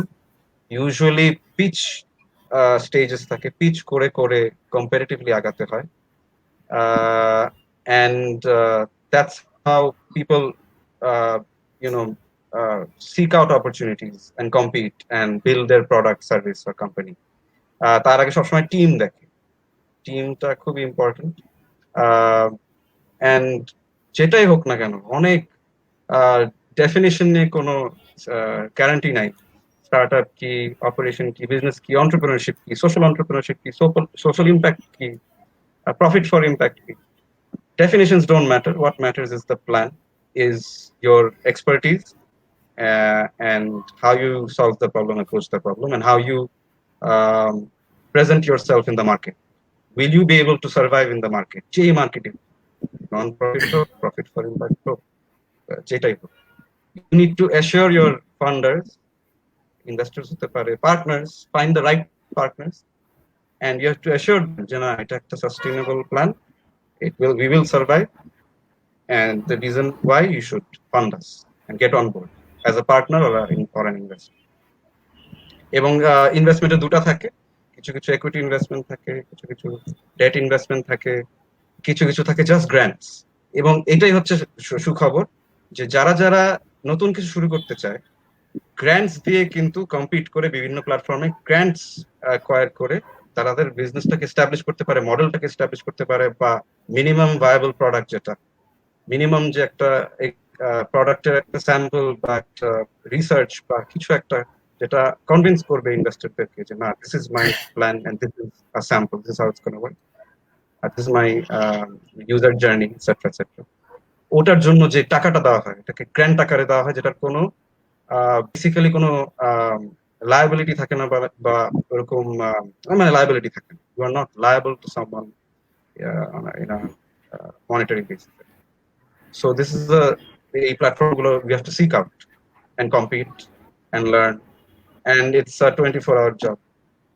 মানে যখন 24-hour জব মানে কি, যখন তখন তোমার কাজ করতে হবে, যখন তখন। উইকেন্ডেও কাজ করতে পারে, উইকডেজও, যে কোনো আওয়ারে, রাতে। এটা চাকরির ক্ষেত্রেও হয়, চাকরির ক্ষেত্রে পলিসি মেইনটেইন করতে, এইচআর পলিসি থাকে। স্টার্টআপে কোনো এইচআর পলিসি নাই।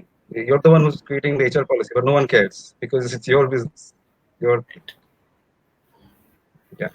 জি, থ্যাংক ইউ ভাইয়া। আমরা যদি এই ব্যাপারটা নিয়ে জামাপুর থেকে শুনি, তারপর হচ্ছে সুদীপ্ত ভাই থেকে শুনি।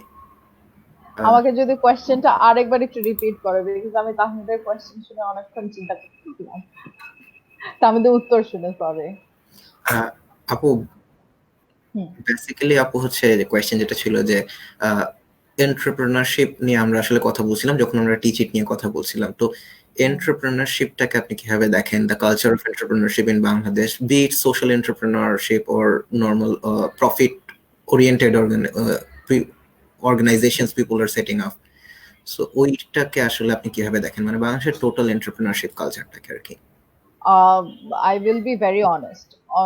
আমি 2-3 রকমের এন্টারপ্রেনারের সাথে পরিচিত হয়েছি। আমার সৌভাগ্য, আমার নিজের ছোট ভাইয়ের নিজের একটা ছোট বিজনেস আছে। আমার best friend, he is an entrepreneur as well, my own brother is an entrepreneur. তো আমি, ওরা ক্লেম করতে চায় না, তামি যাও এখন, আমি তামিদ এই ট্যাগটা অ্যাকসেপ্ট করতে পারে, কিন্তু আমার নিজের ভাই এটা অ্যাকসেপ্ট করতে চায় না। ও মনে করে কোনো চেঞ্জ এখন আনতে পারে না, কিসে। কিন্তু আমি মনে করি খুব সিম্পল, খুবই সিম্পল। আমরা এই যে ইনকিউবেশন হচ্ছে, এই যে এত কম্পিটিশন হচ্ছে, এত অপরচুনিটিস মানুষ ক্রিয়েট করছে, কেন? কারণ লাগবে।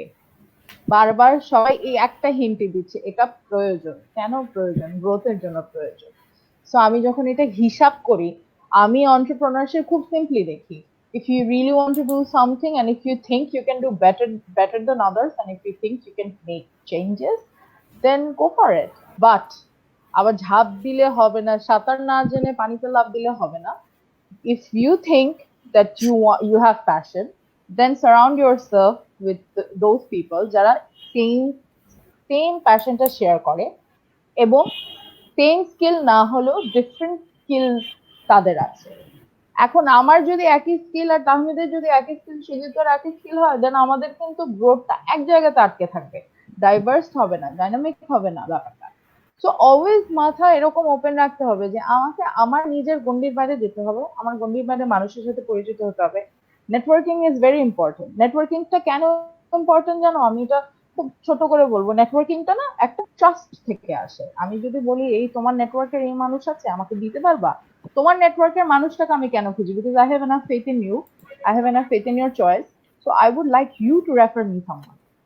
সো নেটওয়ার্কিং এর কনসেপ্টটা, কালচারটা বিল্ড আপ হচ্ছে কিন্তু ট্রাস্ট থেকে, অনেস্টি থেকে, ইন্টিগ্রিটি থেকে।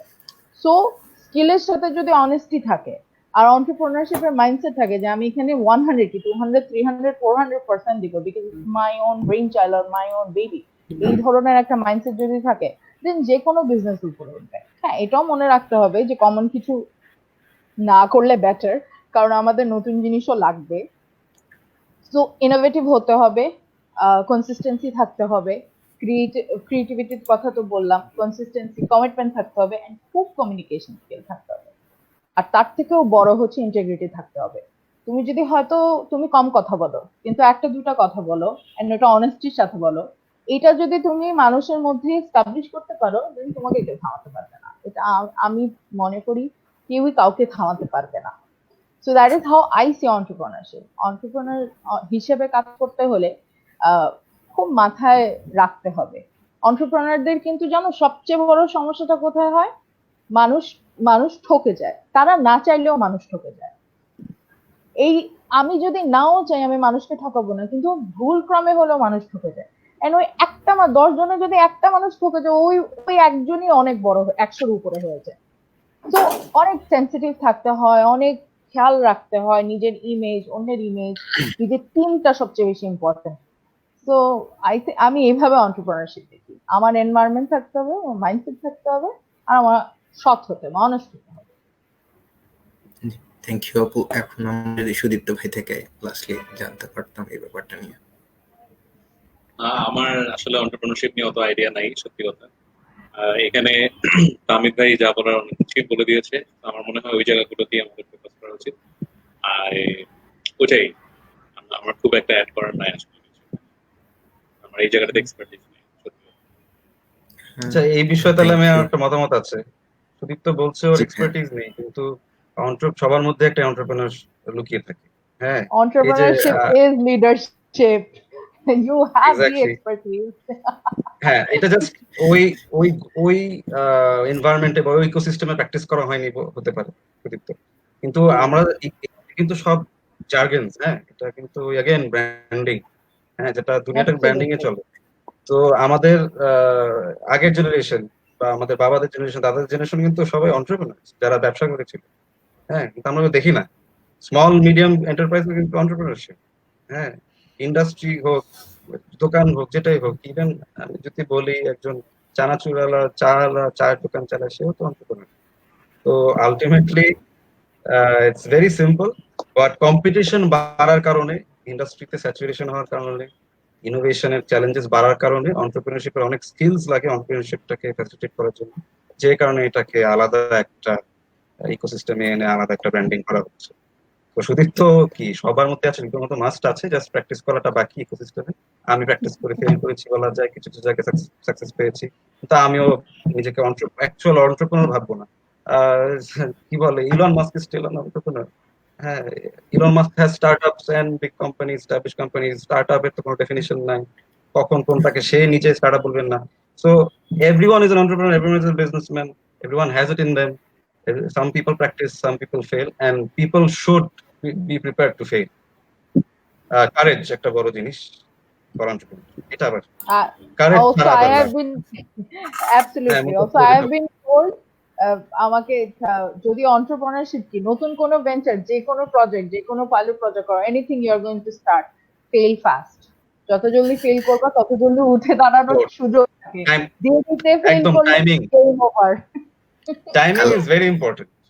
Timing is very Right. important. Absolutely, দেরিতে ফেল করলে গেম ওভার। যা ফেল করার জলদি জলদি, যা হওয়ার এখনই হয়ে যাক, যাতে এখান থেকে শিখে আমি বেটার কিছু করতে পারি। জি আপু, থ্যাংক ইউ আপু ভাইয়া।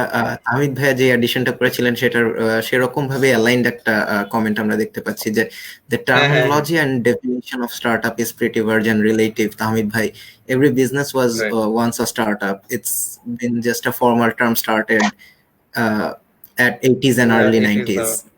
Right. So Branding যেটা বললাম, দিন মুতাসির is right. দিন শেষে Yeah. অ্যাবসলিউটলি।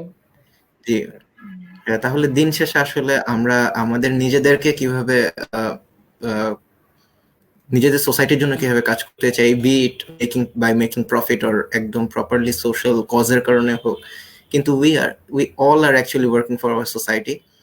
অ্যান্ড তো এই এখানে নোটটা তাহলে রেখে আসলে আমরা শেষ করতে চাই। আপনাদের আচ্ছা সবাইকে ঠিক অনেক আছে, অনেক বেশি ধন্যবাদ যে রাইট। অনেক সময় আপনারা আমাদের জন্য দিয়েছেন। Thank you very much. আপনাদের বিজি স্কেডিউল থেকে আমাদেরকে সময় দিয়েছে। লাস্ট একদম ভাইয়া, যদি আপনারা তিনজন কিছু বলতে চান আমাদের অডিয়েন্সের জন্য, by that we will end the session today. যদি আচ্ছা, তামিদ ভাইয়া আমি স্টার্ট করেন একদম লাস্টলি যদি। ইম্পর্টেন্ট ফ্যাক্ট একটা মানে ছিল, ইম্পর্টেন্ট ফ্যাক্ট একটা বাকি ছিল যে জি জি জি শিওর। প্রফিট, বিজনেস মানে শুধু প্রফিট না, ভ্যালুয়েশনের গেমও আছে। হ্যাঁ, এটা খুব Absolutely. ইম্পর্টেন্ট ইনফরমেশন, তাই বলে দিলাম। হ্যাঁ, যত Absolutely. বড় বড় ইন্ডাস্ট্রি মানে লিডার্স আছে, কোম্পানিজ আছে, ইন্টারন্যাশনাল লোকাল এটাই হোক, অনেকে কিন্তু লসে চলে।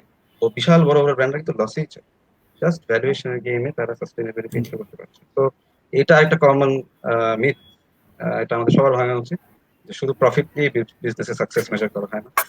আর অ্যাজ আ কনক্লুডিং নোট আমি বলতে চাই যে নেক্সট ডোর লিডারের মতো একটা উদ্যোগ আমি অবশ্যই সাধুবাদ জানাই। আসলেই আমাদের এটাকে আমি, এটা হয় না, এটা একটা গ্রোথ থাকে, আমাদের এরকম গাইডেন্সের সোর্স কম। অ্যাটলিস্ট আমরা যখন গ্রাজুয়েট করতাম, আমরা যখন করেছিলাম, মেন্টরশিপের অভাব।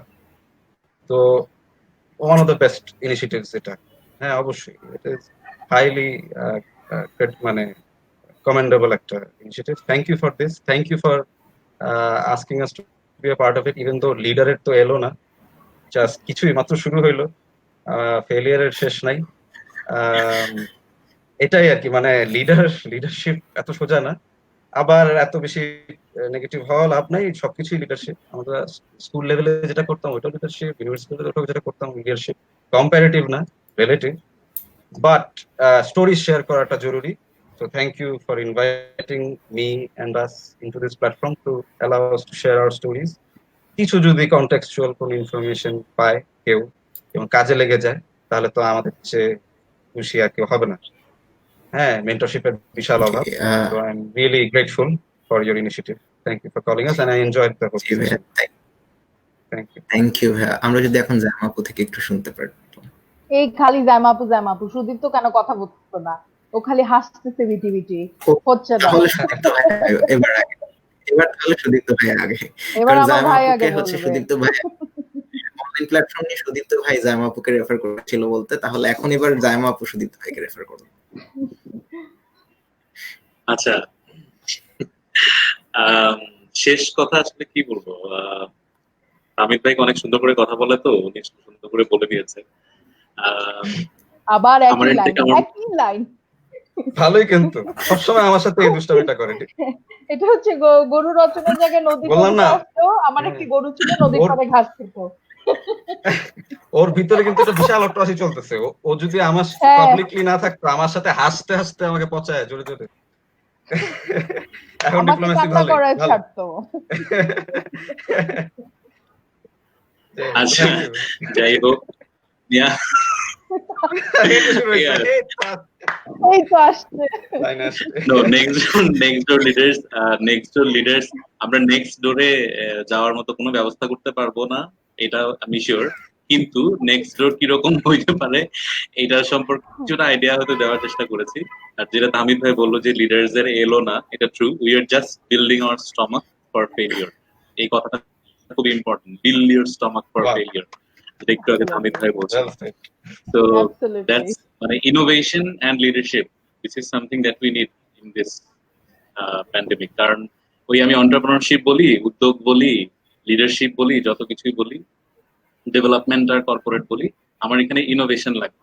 এখন হাজার হাজার মানুষের এই যতক্ষণ 2 ঘন্টা আমরা বসে কথা বললাম, এই সময় বন্যায় উত্তরবঙ্গের বহু মানুষ কিন্তু এখন জলের মধ্যে দাঁড়ায় আছে, আমরা কিন্তু আরামে বসে কথা বলতেছি। অনেক মানুষ এই মুহূর্তে না খেয়ে আছে। অনেক স্কুল, মোহাম্মদপুরের, তামিদ ভাই মোহাম্মদপুরে আছেন আপনি, তো মোহাম্মদপুরের একটা স্কুল বিক্রি করে দিয়েছে। আমরা স্কুল থেকে এসেছি, আমাদের ব্যাকগ্রাউন্ড স্কুলের টিচার। তো ওই জায়গাটা আমি এই জিনিসগুলো বলছি কারণ হচ্ছে এই মুহূর্তে যে সিচুয়েশনটা আছে সেই জায়গাটাতে ইনোভেশনের কোনো অপশন নাই, মানে কি বলবো, মানে ইনোভেশনের কোনো বিকল্প নাই আসলে। তো যত বেশি আমরা ইনোভেটিভ হবো তত বেশি আমাদের লাভ। তো এটা এবার এন্টারপ্রেনারশিপ নাম দেই, লিডারশিপ নাম দেই, আর যেই নামই দিই, we need innovation and we need to build our stomach for failure. Fail করবো শিখবো, ফেল করবো শিখবো, and that's how we have to do. Thank you so much তোমরা যারা এই প্রচেষ্টাটা চালাচ্ছ, শুরু করেছো।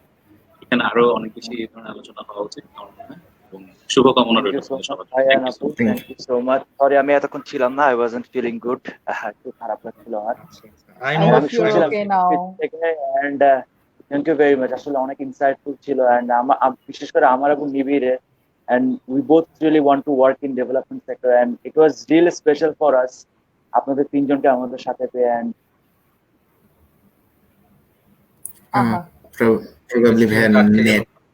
নেটটা আচ্ছা, মেবি it's প্রবলেম probably. করছে।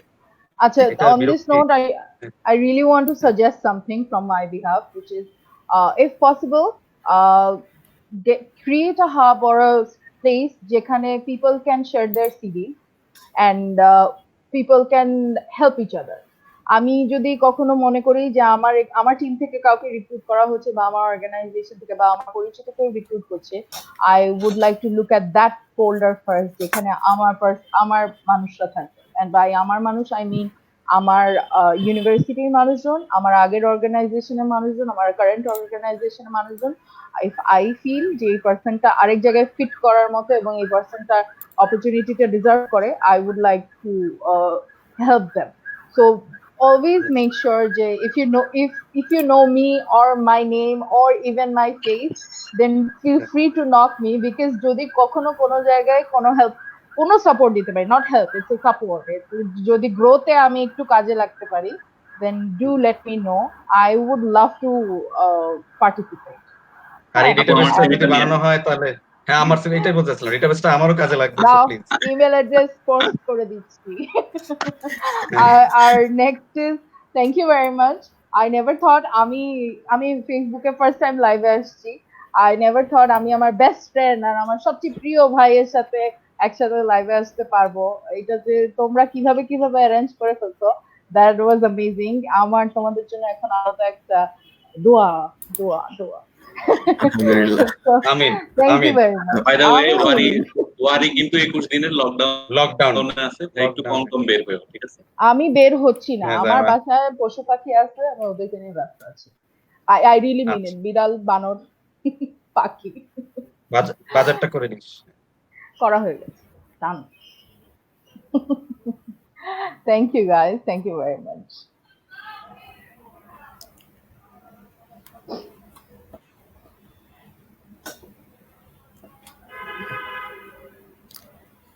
থ্যাংক ইউ ভাইয়া আর আপু, আপনারা আসলে অনেকটা সময় আমাদেরকে দিয়েছেন, আপনাদের অনেকটা সময় পেয়েছি। ইনশাল্লাহ আমরা বিশ্বাস করতে পারি যে আপনাদের এই সেশনটাতে আমরা যে পরিমাণ ইনসাইটস পেয়েছি, আমাদের কারেন্ট স্টুডেন্টদের এবং যারা রিসেন্টলি গ্রাজুয়েট হয়েছে তাদের অনেক হেল্প হবে।